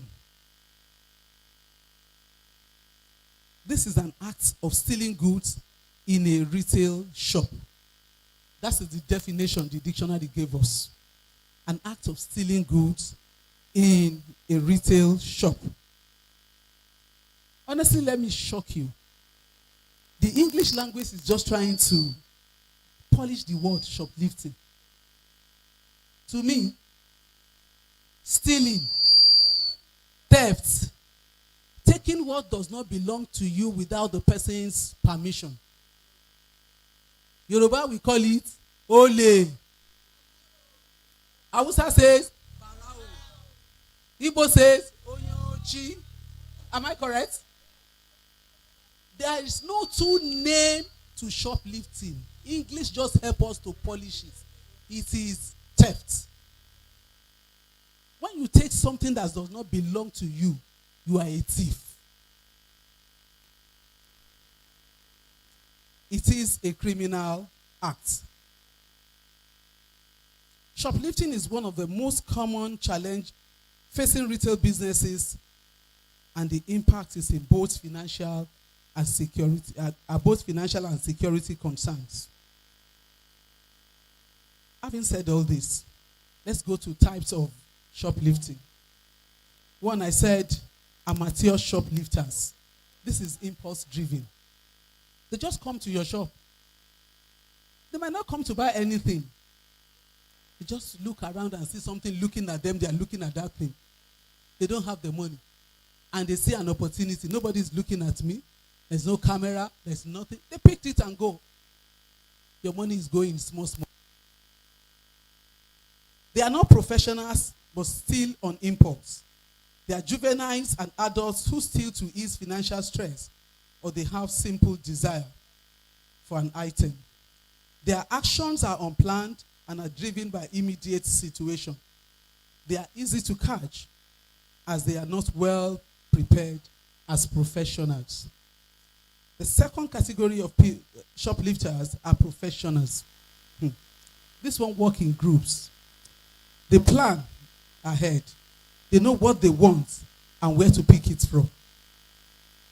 They have the knowledge of the terrain of your environment. They know where exactly they are going. See, they have been in your shop several times. They have come there times and times and times again. They know the right time to come into your shop. When they know that your staffs will be tired, they are looking at their time to go home. They work in group, they plan very well, and they will execute their business and they will go. Those kind of people don't go with small things. They go with very, very expensive things that will shake your business. They steal high value items. Sometimes some of them are your staffs. Sometimes they are artisans that have with you before.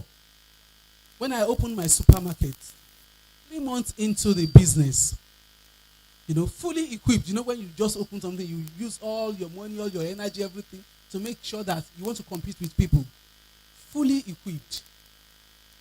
2 or 3 months into the business, the professionals broke in without breaking doors, without breaking windows. They came in. And they first went to the bakery. They sat down. They ate. They drank. After the bakery, they went to the shop, to the clothes section. They changed their clothes. They came in. They are artisans that have worked for us. They came into through the roof. Nowhere was broken. The keys were intact. And also the security were there. Security guards, I'm still coming to that. They were on ground, overnight security, and they did it overnight. And they went expensive goods. Yes. Up till tomorrow, we don't know them. Although we later saw them in the camera, CCTV, but we don't know who they are. And the money just went down the drain. Like, also, offenders. These ones appear influenced. They want to satisfy their desire to be fulfilled. That's just what they want. This is what my group is doing. Let me also do it, see it if I can achieve it. And when they achieve it, they are happy. And that's it. They finished their work. We also have kleptomaniacs. I'm sure there's a doctor in the house. Kleptomaniacs. This is a mental disorder characterized by a repeated inability to resist the urge to steal items they did not have a need for.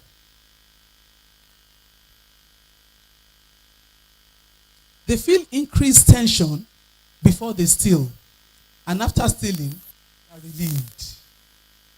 After which comes shame and guilt. Some of these kleptomaniacs, after they steal, some of them do come back, either to return the goods and say a story. You have been looking for the thing, won't you collect it? Is it kleptomania that is your concern? Or the worth of gold that they took away? You don't have question for them. You even thank them. Thank you, ma. God bless you, ma. Some of them do that. They return it. Some of them will say, sorry, ma. I came yesterday. I didn't pay for this. It was not in my receipt. They are kleptomanians. Then the question goes, lifting. Why shoplifting? Why shoplifting? One, I said economic hardship and poverty. Don't forget there's policy reform. Removal of fuel subsidy has driven up fuel prices, leading to increase in transportation. We also have inflation at its highest level. Corrupt structure, power, insecurity, violence, high unemployment and underemployment. All the economic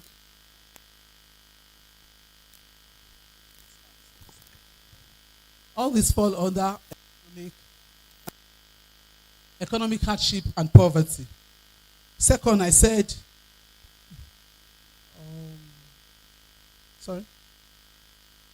peer pressure or thrill seeking. I've talked about that one before. Some people just want to come because they want to satisfy themselves. They want to belong to their group. There are groups of young guys that does a lot of silly things. And some people copy them. And by copying them, they think I have arrived. I've done what my mates are doing. We have the third one, I said lack of store security or staff attendance. Some of us that has retail shops, we like to cut short everything we want to do. Employing a qualified personnel is very key as a retailer. Some of us fall to use dropout guys that we think he can do it. He has the stature to be a security personnel. He has not learned anything about security. Come. Will he be useful? How will he be useful? How? He doesn't know the way out. He doesn't know what happens, what to do when there is a problem. But because we are thinking about them, we employ them and use them.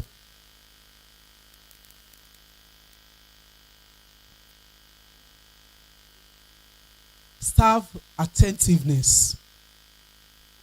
Can I have the fan, please?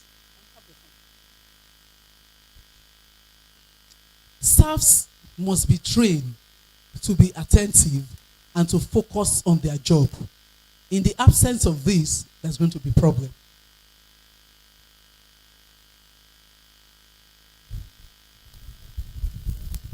Then I said the fourth one is opportunity and ease of contentment.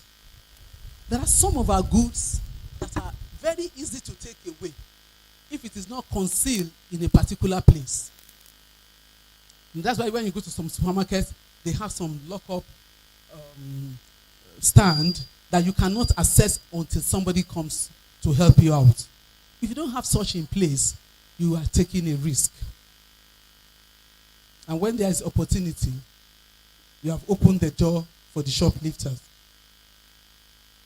Unmonitored blind spots.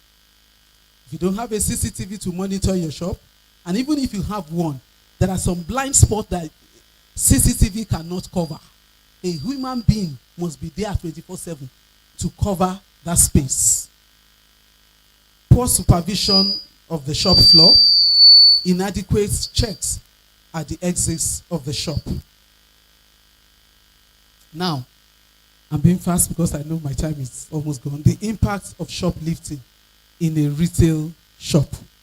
I've told you my experience, because then when I started the Ajoke Dominion service, I don't know anything about security. I don't have a CCTV. I'm the sales girl, I'm the CCTV. I'm doing everything together. And we are just two. I don't even have a knowledge of telling the second person, my dear, your eyes, your brain, your leg, your hands must be working. You must be attentive to the situation on ground. I don't have that knowledge, so we're just doing it. The impact of shoplifting in a retail shop. 1, financial losses and reduced profits margin. Of course, when you have financial losses, your profits margin is reduced. This occurs when business total expenses exceed its total revenue, creating a net loss. 2, increase in price to cover losses. The tendency is there for us as a retailer that when you make losses, you are tempted to increase your price. And this will cause much danger, because some of your customers will definitely go look for another one that they can buy the things cheaper. But I don't know how you want to take the next purchase power. I don't know how you want to purchase the next product. So sometimes you just have to do that. We talked about lower staff morale. When employees feel demotivated, undervalued, or unhappy, it leads to poor customer services. Unmotivated staff are less friendly, less active, and not willing to go extra mile for the work. Staff begins to resign, and this will increase training costs. When your staff resign, you should know that you have to train and retrain again, and it's coming at a cost. It creates ineffectiveness. Now, what are the strategies to put in place? To prevent shoplifting. Either we like it or not, shoplifting cannot end. Am I correct? It cannot end. Our business here is how do I prevent it? Till Jesus comes, there will be shoplifting. The strategies to put in place to prevent shoplifting. 1, strong store layouts and product placement. When you go into a supermarket, you will realize that the product layout is well done, that you can see whatever you want in lines. But if that does not happen, there's tendency for people to steal. Effective security services. We must also learn to employ professionals, trained security personnel, not just anybody to man your business, to man your shop, to man your supermarket. They must be trained. visible staff presence. Sometimes when you get into a shop, you see the staff playing with their phones. Even if there's rules that you come into as a staff, you can't use your phone. Some will still go extra mile to bend down and put the phone under to use. Customer service and engagement. In a retail store, you don't allow your customers to engage you for a too long a time. You need to engage the customer first and make sure that you are doing the needful. Because when your customer engage you, be very sure that they have what they are doing. The person did not just come alone. Yes, the person came with somebody and they are operating. Staff management training and awareness. Train staff to support suspicious behavior. Encourage proactive customer service. Clear procedures for handling incidents. There must be a clear procedure for handling incidents that happen, no matter how big or how huge you think the problem is. If you handle it in the open space, it's going to cause damage to that business. You must have a hiding place where you can solve problems. Foster teamwork and communication. Keep an eye on your staff. CCTV monitoring system should be put in place. Electronic surveillance should be put in place. POS data analysis for suspicious transaction. System and entry-exit control. Maybe that one is not available in Nigeria. I think so. There's a case study in that which I want us to analyze if there is time. There's a theft situation in my supermarket sometimes that we can quickly look at and probably analyze. It's not showing. The key takeaways that I wrote down. Shoplifting is a serious retail challenge. Prevention saves costs and builds trust. Self-awareness and training are critical. Technology strengthens security efforts. In conclusion, prevention is better than cure. Shoplifting protects both business and community. Prevention, they say, is better than cure. That's what Oyinbo people say. So I think it is better for us to prevent and put those things in place before we start having problems. I did not when I started, until it got to a point I had to do it. Though it's expensive to put those things, to make them available when you just start a business. But the truth is that you just have to learn the right thing before you venture into the business. Like my sister said, you have to know what you want to go into. You have to know the procedure. You have to know how to solve the problem before you venture into any business. And lastly, I want to say, any business you want to do must be something that you love to do, something that you have passion for. If you don't have passion for it, whatever happens, you will back out easily and you end that business. To the glory of God, I'm still in the business. If I'm not making money at all every month, my businesses give me over 300 million every month. Thank you. Thank you very much, Ma, for such presentation.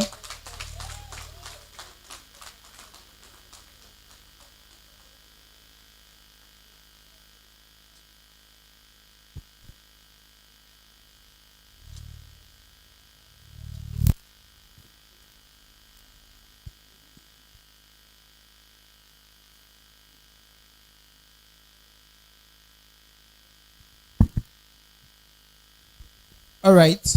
The next on the line in our line of program will be the magazine launching, and we'll have one of our person here, one of our facilitator here, Dr. Chinedu, to come and help coordinate this magazine launching. Applause, a standing ovation as we welcome Dr. Chinedu for the magazine launching.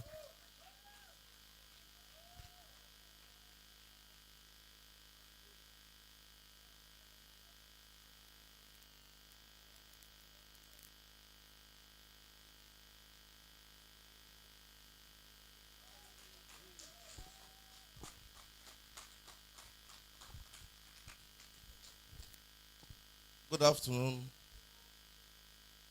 Good afternoon, ma'am. The one and only Mama. Mama's officer, I greet you.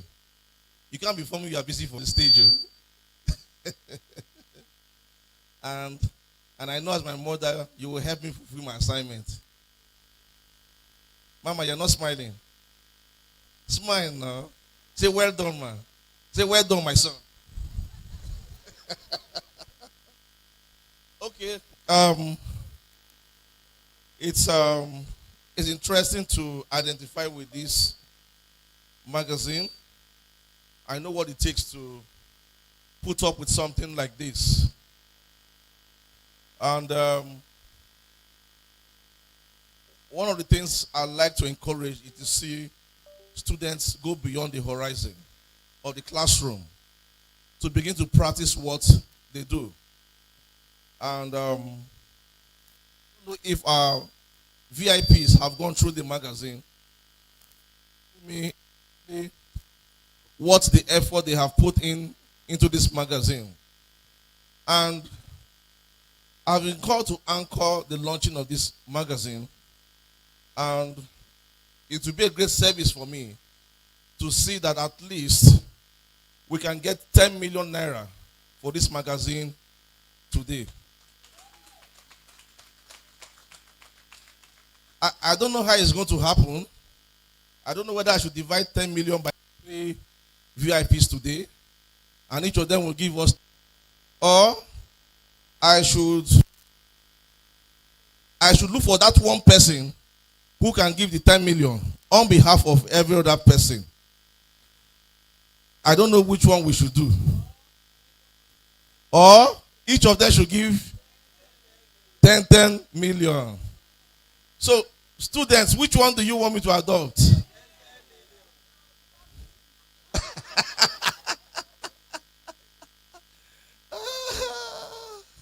Okay. I haven't gone through this magazine with them at the back end, seeing all the efforts the president put in. I must, first of all, give a round of applause to the president who fought tooth and nail, who went the extra to ensure that today we have this magazine here with us. And the greatest honor we can do to him is to support him. And so, let the journey begin. Who wants to help us out with 10 million naira donation for this magazine?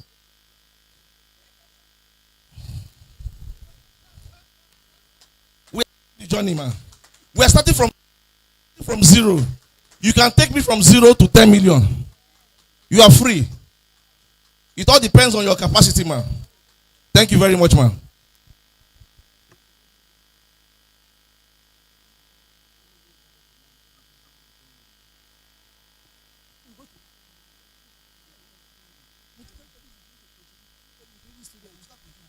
Okay, you want to know how much? How much? I don't want to say it in the open because it's going to be loud. No, I will tell them to open up. Don't worry, I will tell him. But I'm just assuring it's going to be loud. Okay. Dr. Leko.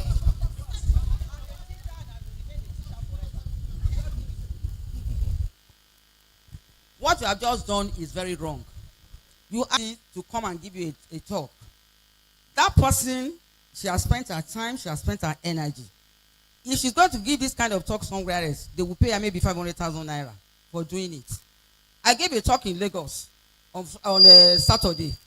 I gave one in Poli on Tuesday last week. Nobody asked me for money. You see, the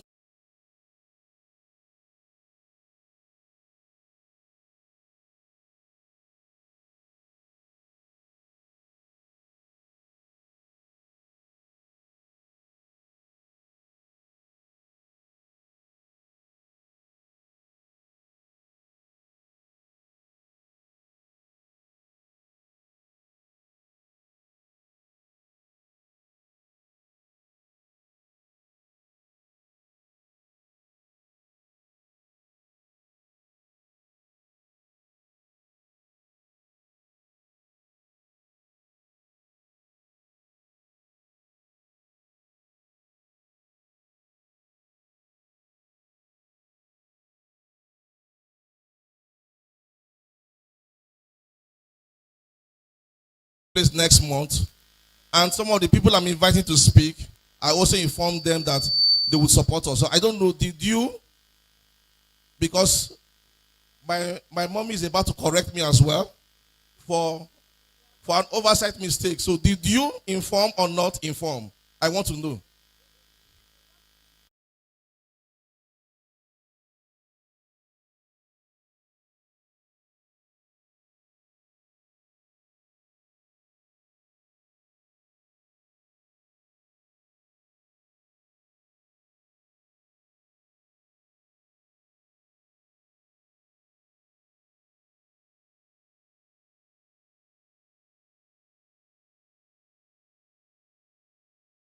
Yes, who's willing to support us?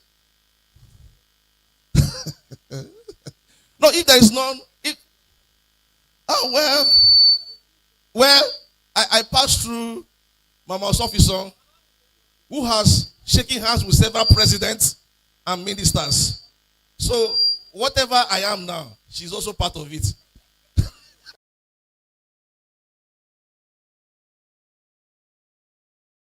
I will tell you how we will do it. She will be willing to do something. So, ma, I don't know. I don't know your relationship with Dr. Lekon. I don't know what has transpired between the two of you. But if you are willing, ma, to support, ma, we'll be very happy that you get across to him, ma. He has really worked hard to support this magazine. On my own part, I'm just a very small boy. Right? So I'm going to be supporting you and this magazine with the sum of 100,000 naira.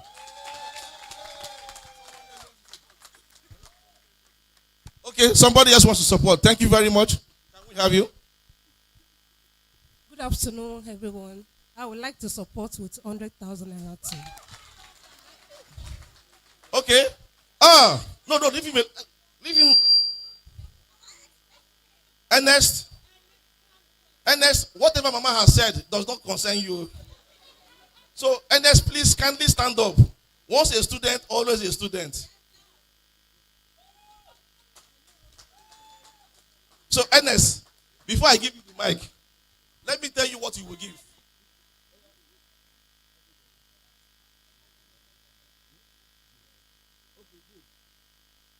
So, Ernest, you can take the mic. No, announce it to them. I will support the magazine with some 100,000 naira. I don't know whether I made a mistake. We started off with 100,000. I think I made a mistake. I should have gone with 500,000 because Ernest can also do 500,000. Okay, thank you very much, Ernest. Yes, is there anybody here with us? I know they are students and they are students. VP elect. VP elect. VP elect.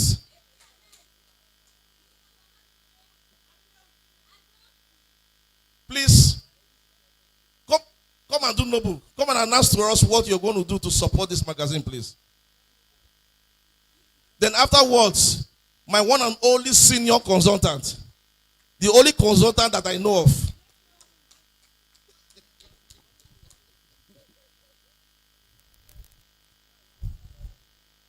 So, okay, I'll do 500,000.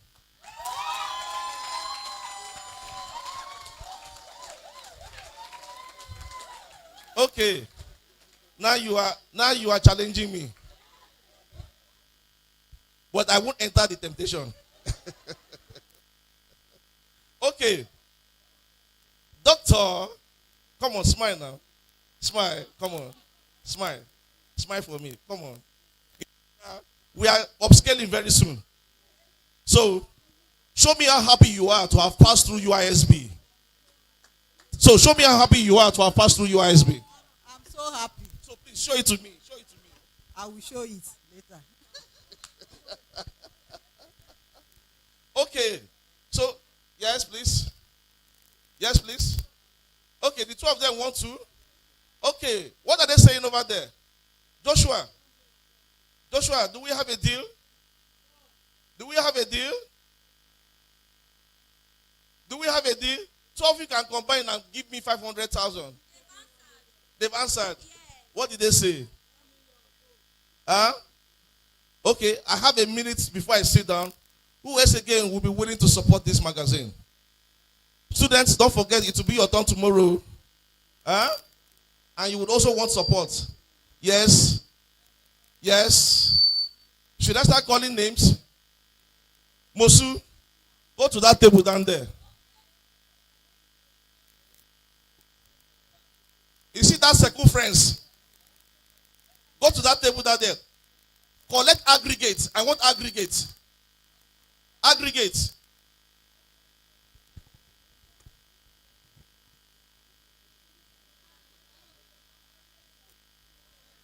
I want aggregate.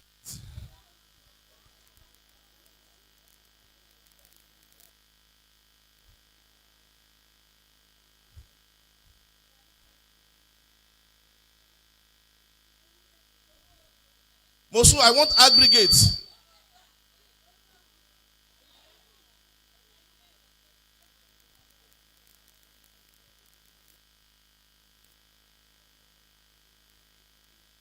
Where's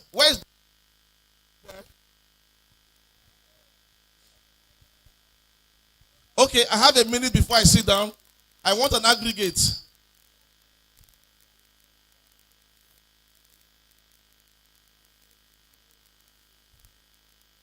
Mosu, hurry up, hurry up, hurry up. I want to take my seat before I start billing Dr. Lekon.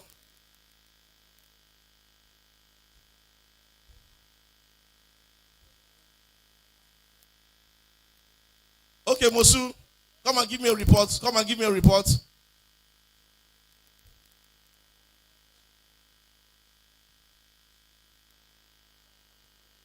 Okay.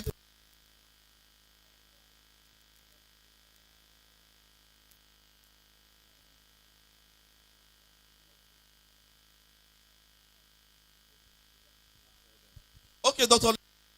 I believe I've done justice to what you asked me to do on impromptu, because I don't know what you discussed with the panelists. But thank you very much, and I wish you all the best as you round up your tenure. Thank you very much.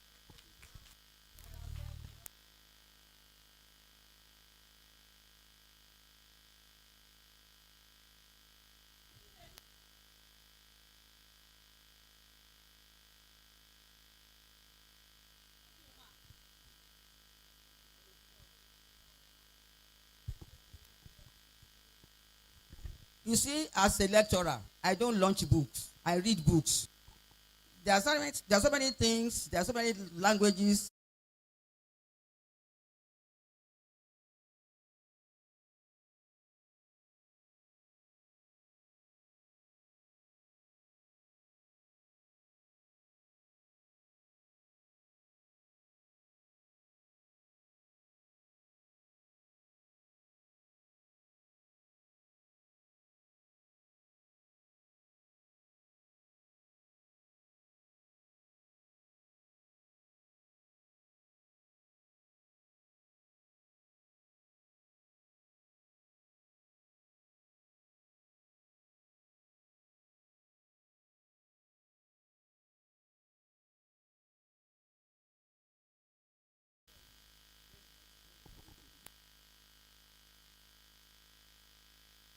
All right.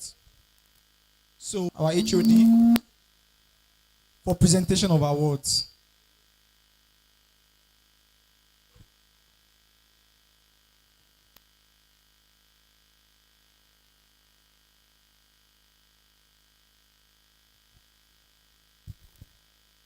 Thank you very much. Has it been worth it coming for this program? I have learned a lot of things here. She mentioned a number of things when it comes to shoplifting. I'm sure that's one of the challenges some of us are battling with. We also have a speaker that talked about doing things right, isn't it? Having a change of mindset. That's wonderful. We have our mama talking to us about the beginning and the meaning of the logo School of Business. I'm sure you have picked one thing or the other. These are great minds that come to impact us. And I want us to put our hands together for them one more time. Just like Mama said, if they were to have given this lecture 5 minutes, 10 minutes in some places, it's 160 minimum. But they have come, they have impacted us. We are even begging them to give us money. Can you imagine? Àwọn ọmọdé tí ò mọ̀ kankan. Wọ́n bẹ̀ wọ́n iṣẹ́ wọn tún fẹ́ gbowó lọ́wọ́ wọn. Abi, thank you for understanding with us. And thank you for accepting us. Thank you for managing us. We are learning. And on a daily basis, we keep improving. And we know that even when you live here, you keep thinking of School of Business and how to impact us better and to make us more effective. And so on this note, we want to appreciate the people that have done greatly today. And the first person we'll be calling is no other person than Professor Adenike Oshofisan. Mama, please, we want you here. May I then say to you, in University of Ibadan, you don't say Professor Mrs. When you call the first name of the person, it means that person is a woman. When you say Professor B.O., that person is a male, is a man. Is that okay? So don't let me hear Professor Mrs. again. Mom? That what? I called Professor Adenike Osho. I'm trying to tell them, yes, just to let them know that we have a culture in University of Ibadan. Other universities may say Dr. Mrs., but University of Ibadan is Doctor, the first name, and then the surname. And for male, Doctor, the initials, and the name. Are we together? We have broken so much protocols that we must learn to do things right. And in the next few months or weeks, we should be having a course on etiquette and you said, ma? Business etiquette, manners, composure, and things like that. So, ma, will make to call you again and your group to come and bombard us one more time. Mommy, wait now. Have you turned me to international beggar? I take the name. Ma, when you are coming, don't come alone. Come with your crew, your supporters that will support you. Even some pounds and dollars we don't reject here. Thank you. I didn't beg for money. I only asked for something. Thank you, ma. Mama will always be mama. She's down to earth. If she's not who she is, we will not have School of Business today. Tony only, I have a mother. Thank you, ma. And if you are not tough, you cannot get the out of people. And I want to appreciate you, ma, for your doggedness and for your, anytime we call on her,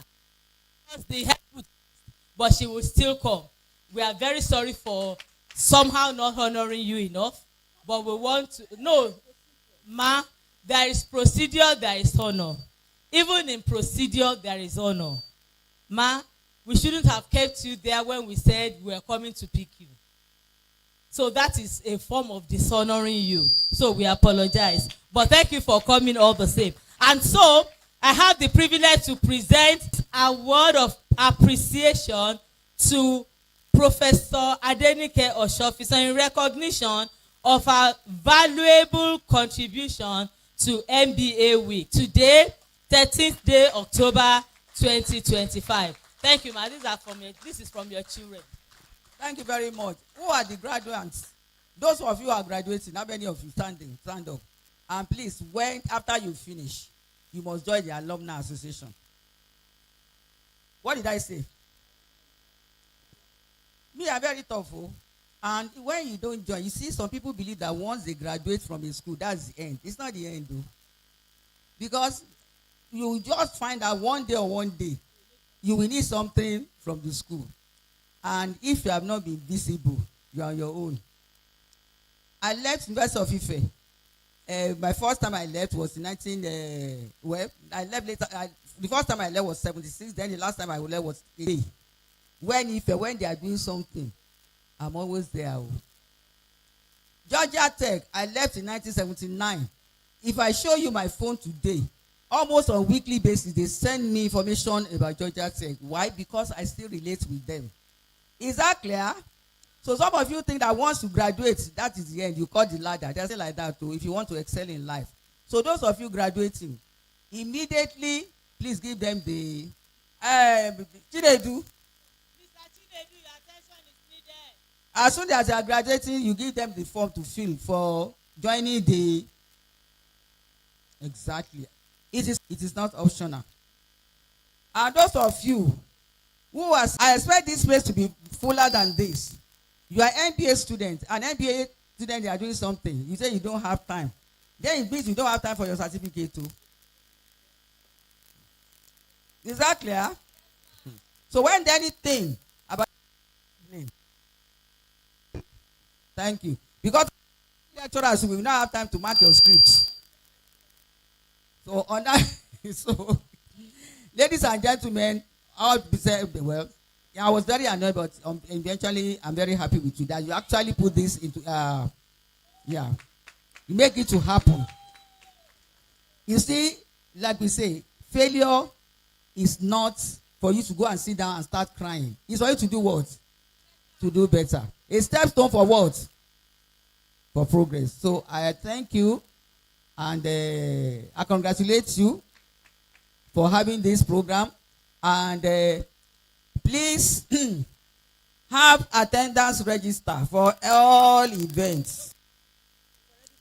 Attendance register for all events. And we are going to look at that attendance register. So spread the word though that we are going to have what we call attendance register. So that tomorrow I'm still going to come and check whether I'm going to find 2 people here or 3 people. Wednesday, I will still show up my face. Thursday, I will show up my face. You may not even see me. I will just speak like this and I will disappear. So, attendance is mandatory compulsory. Thank you. Thank you very much, ma. Please, on this side, have you signed the attendance? Which group are you? Which class are you?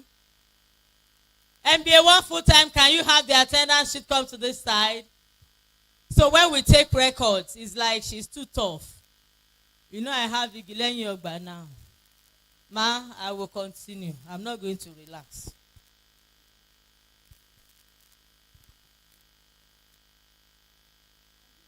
Thank you, ma. They said, I'm not tough, I'm only doing the right thing. So we are going to uphold that, that standard. The next person,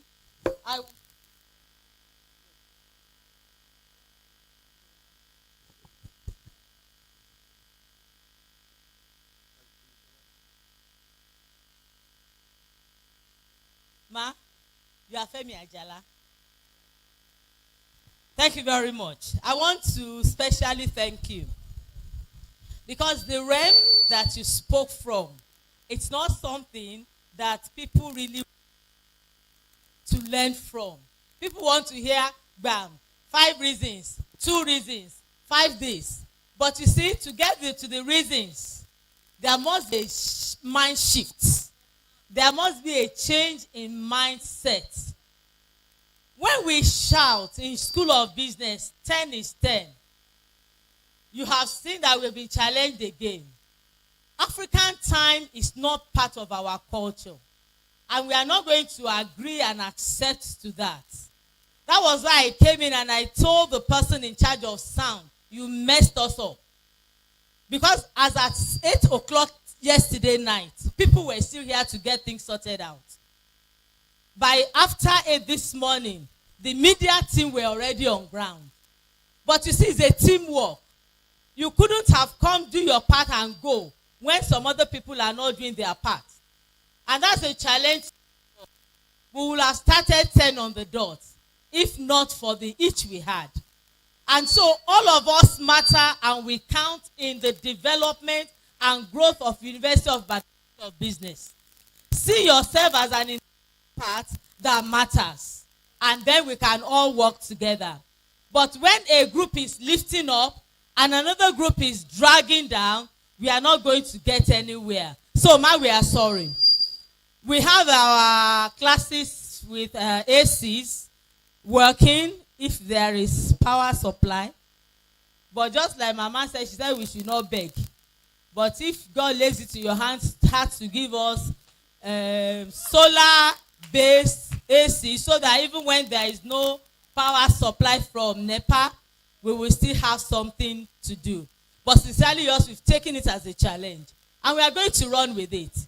And all those challenges, God is going to give us the wisdom to sort things out and make University of Ibadan School of Business, the top notch that is supposed to be, and that it is. Because we are the first in Nigeria, and we are the trailblazers, and we'll keep being on top. So put your hands together for yourself for coming to the University of School of Business, the first and the best. And so on this note, we want to say thank you very much, ma. We appreciate what you have given to us today. Is actually mind-blowing, having a shift in our mindset. Mindset is serious. And we are going to talk about it again. I told MBA 1, somebody is coming to talk about mindset. But you see, when they give you lecture on mindset, if you are not determined to have a change of mindset, then you are not going to go far. But I trust the group of people that are seated here. They are already taking something out of the mindset and will be doing things differently, properly. The Lord helping us. So on behalf of the University of Ibadan Student Association, we give you this award of appreciation, and we trust that your invaluable contribution is just starting today and is going to continue. We are establishing a relationship. We don't do hit and run. We want to maintain a relationship. And so you already know that you are part and parcel of University of Ibadan School of Business. And you are going to go out there to tell them, I came to US School of Business and I did not regret coming. Thank you very much. Let me shake your hand so that they know I know. Thank you very much. All right, so thank you very much for this award. Thank you. This morning I posted the advert on the Institute alumni. Thank you, Prof. Our set, our 86 sets, I graduated from Agric. University of, Agric. No. Animal science. Animal science. So all of us, irrespective of whatever unit, we are on that platform and we are there. So I posted it there again.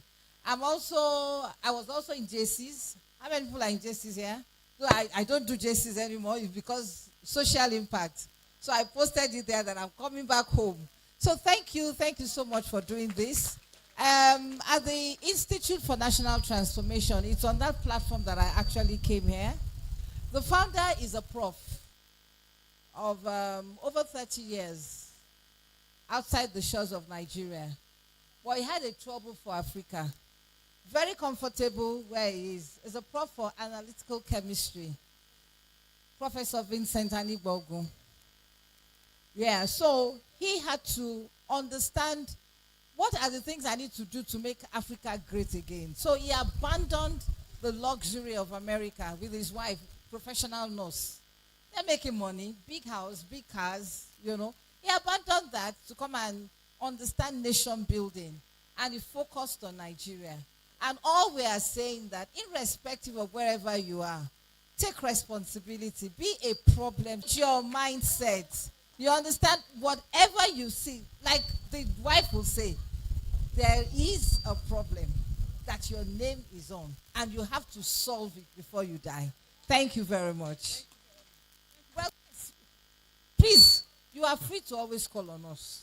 We are willing. Anywhere we want to shift minds, charge people to take responsibility, work ethics, attitudinalship, because that is what we lack in Nigeria. Leadership, transformational leadership. We are willing to go throughout this week now, and next week I'm going to be in Abuja. Shifting minds in higher places. I won't mention that, but we'll get there. Thank you. Thank you very much. Put your hands together for her. Can you see? Attitudinal change. Shifting mind. Put your hands together. Learn to appreciate. Learn to honor. God bless you. Thank you very much, ma.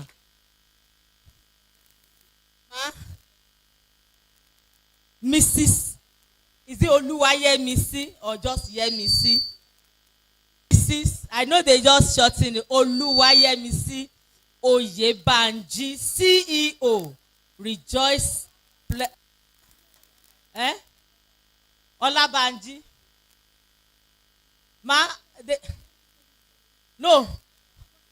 No, you cannot take this home. But you are going to take it with picture and can return it back to you. Yes. We don't want daddy to come and sue us. No. We will correct it again. We will do the right thing. Oh, she just whispered something to me. Is she not too big a student for us? Dr. Oguleke, can you admit her? Take your form.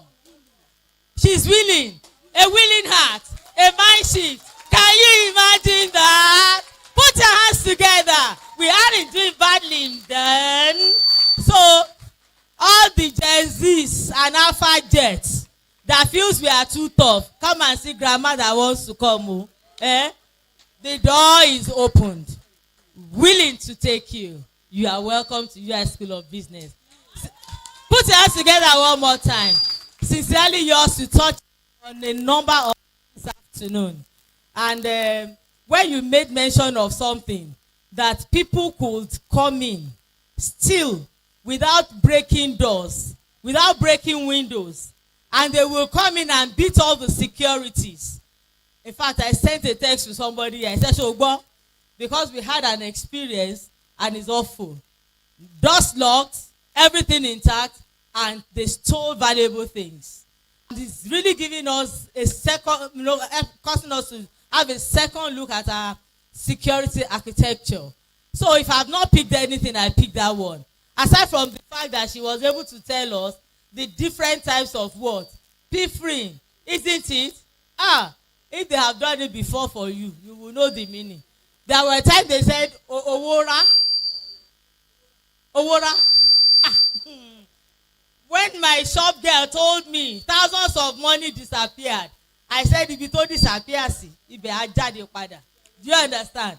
And I was able to pick. You are distracted. Hello, friends, you are getting distracted. You are distracted, and then in the twinkling of an eye, the action is done, and the repercussion can be terrible. Thank you very much for giving us the street sense. That's the street sense he has given to us. We know the book sense, isn't it? The fitty, but the street sense she's been able to give to us. And so we are going to return this. We are presenting this to you in appreciation and recognition of your valuable contribution to the success of 2025 MBA Week. Thank you for coming. We thank you. We appreciate you. Thank you very much. Yes, he will give us, we will correct it. Just sit on. He will give us our account number. She promised she will give us willingly, even though we did begging. Thank you, ma. Any other person?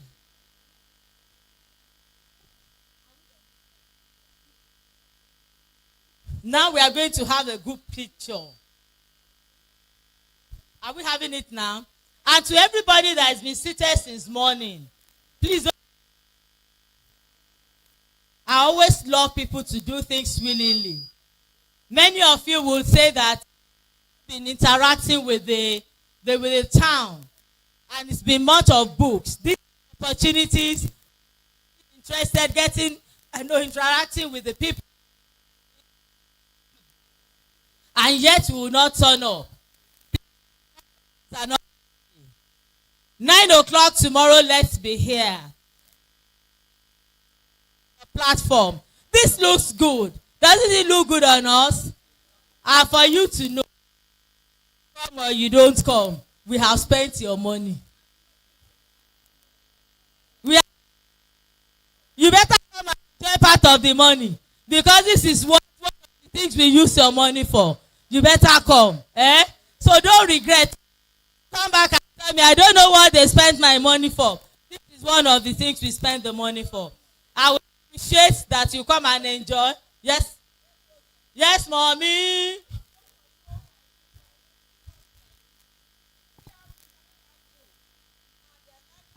One question each will come from this. Thank you. One question, and it's likely to be a compulsory question from the MBA week. I will create a scenario, and if you are not been here, that scenario you will not understand, and when you don't understand the scenario, odo gboza.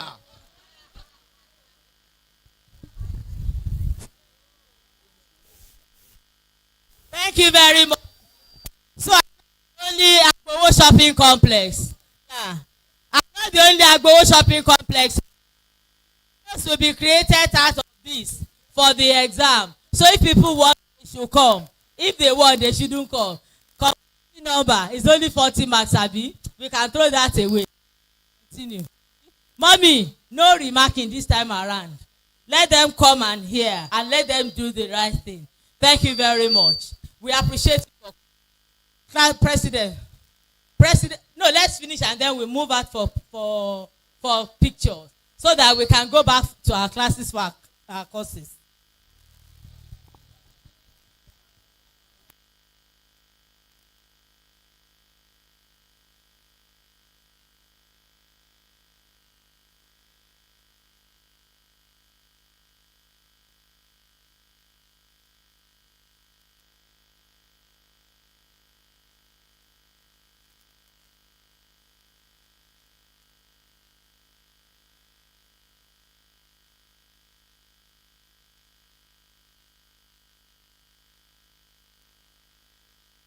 Right.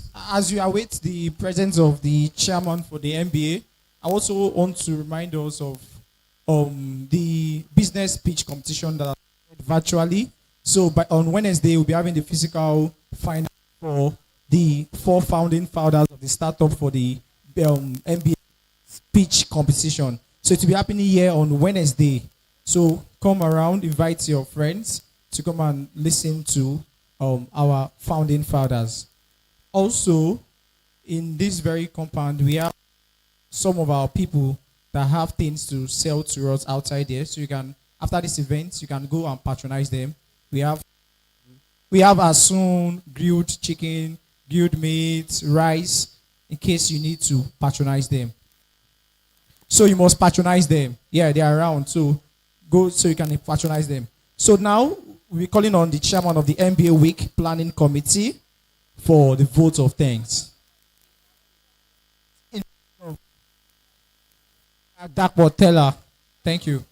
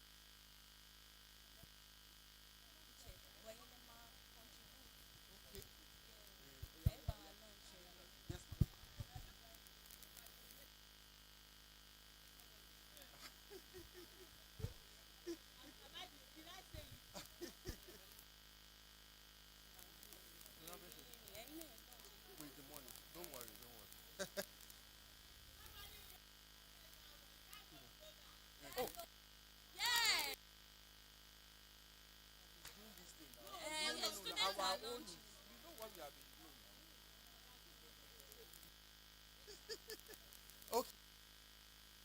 Thank you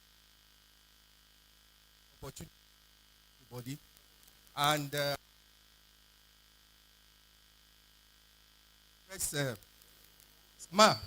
we are not like this. It's the situation that, thank God that our HOD have already explained everything to you. We will not disappoint you.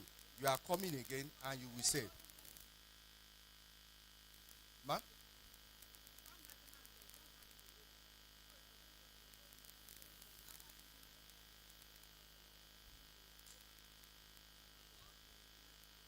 Okay, ma. Okay, ma. Okay. Okay.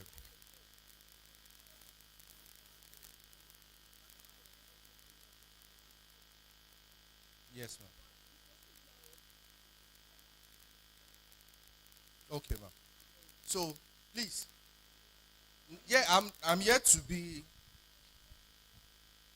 I'm president-elect, and I want to ask. Let's apologize to our mommy, so that we can say we are sorry and henceforth, things will follow procedure. Please, let's just rise.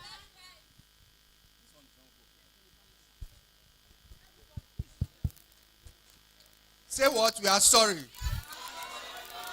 We will do it again. We surprise you. Everything that you taught us, you will see it in us. We are proud of you, man. Thank you. I do not need we are sorry. What I need is that we have learned a lesson and we put that lesson into use. Finish.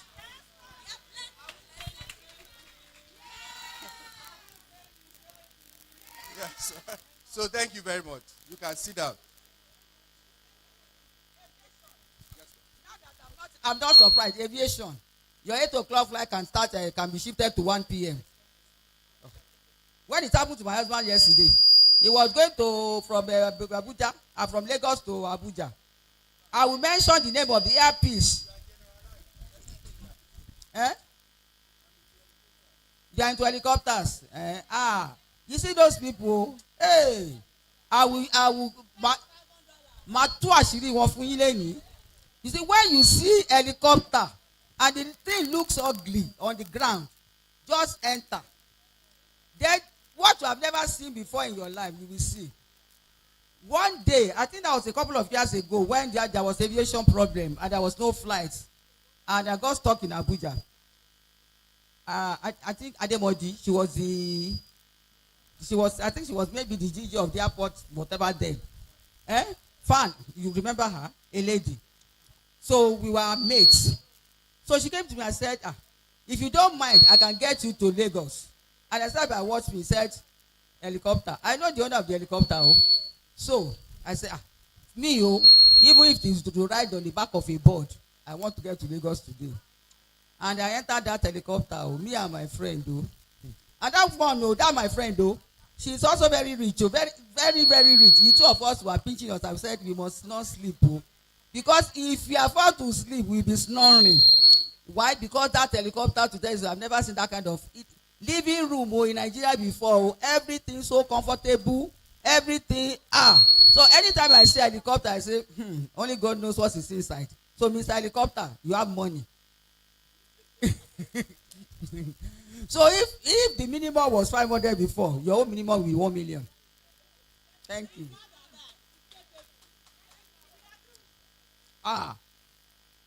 Do I lie? You enter the helicopter, you will think you are in heaven. Yes. You see now, that day, me cannot afford to sleep, because if you sleep, this place is too comfortable, you just be snoring. That's the only way I can tell you. So anytime I see helicopter, I say, money is sitting down. Thank you. Do I lie? So, you don't want me to launch?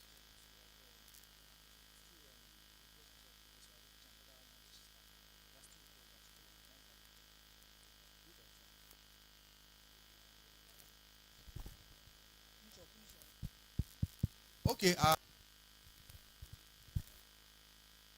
launching of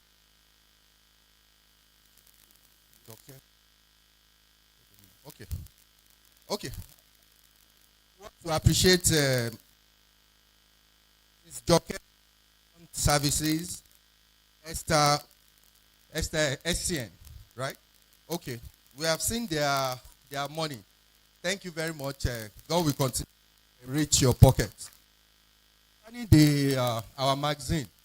The real launching is on Saturday. It's every day. But like I said, I don't need to mention anything now. The caliber of people that they are coming, are you getting what I'm saying? We shake that place. So please don't miss it. We need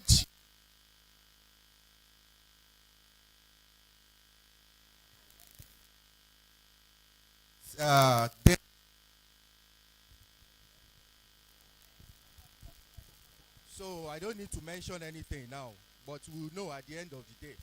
So let me use this opportunity to thank everybody for staying up till now. This is past 2. We thought that we would finish before around 2:30, but we are up to time now. So please, tomorrow is another day. It will not be like this. We will start better tomorrow, and we have a lot of things loaded for tomorrow. So also, I'm using the opportunity to say thank you for voting for me. Thank you very much. So thank you very much. So thank you everybody, and thank you to our guest, Eshe Kukoma. Sorry for delaying you. Like I saw you, you came early, you stayed in the car and all those things. Sorry. So, and our HOD, former president, thank you very much. Professors, our lecturers.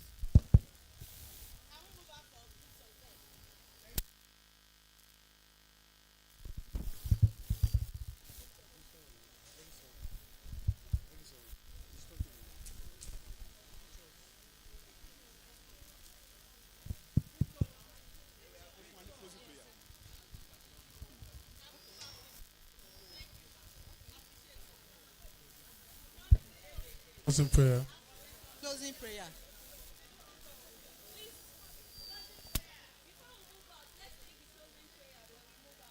Bismillahirrahmanirrahim. Almighty God, we thank you for bringing us together this afternoon. We thank you over the lives of our guests, the saints, and everyone present. We thank you, Almighty God, for how far you have taken us, and we appreciate you for all you have done. We commit the beginning of this program to the end this week and thereafter unto your hand. We pray that everything will be to your glory. As we are departing today, we pray that you go with us, you protect us, and you bless whatever we do by God's grace. Amen. Amen. Thank you. Thank you very much, ma. So let's move out for pictures.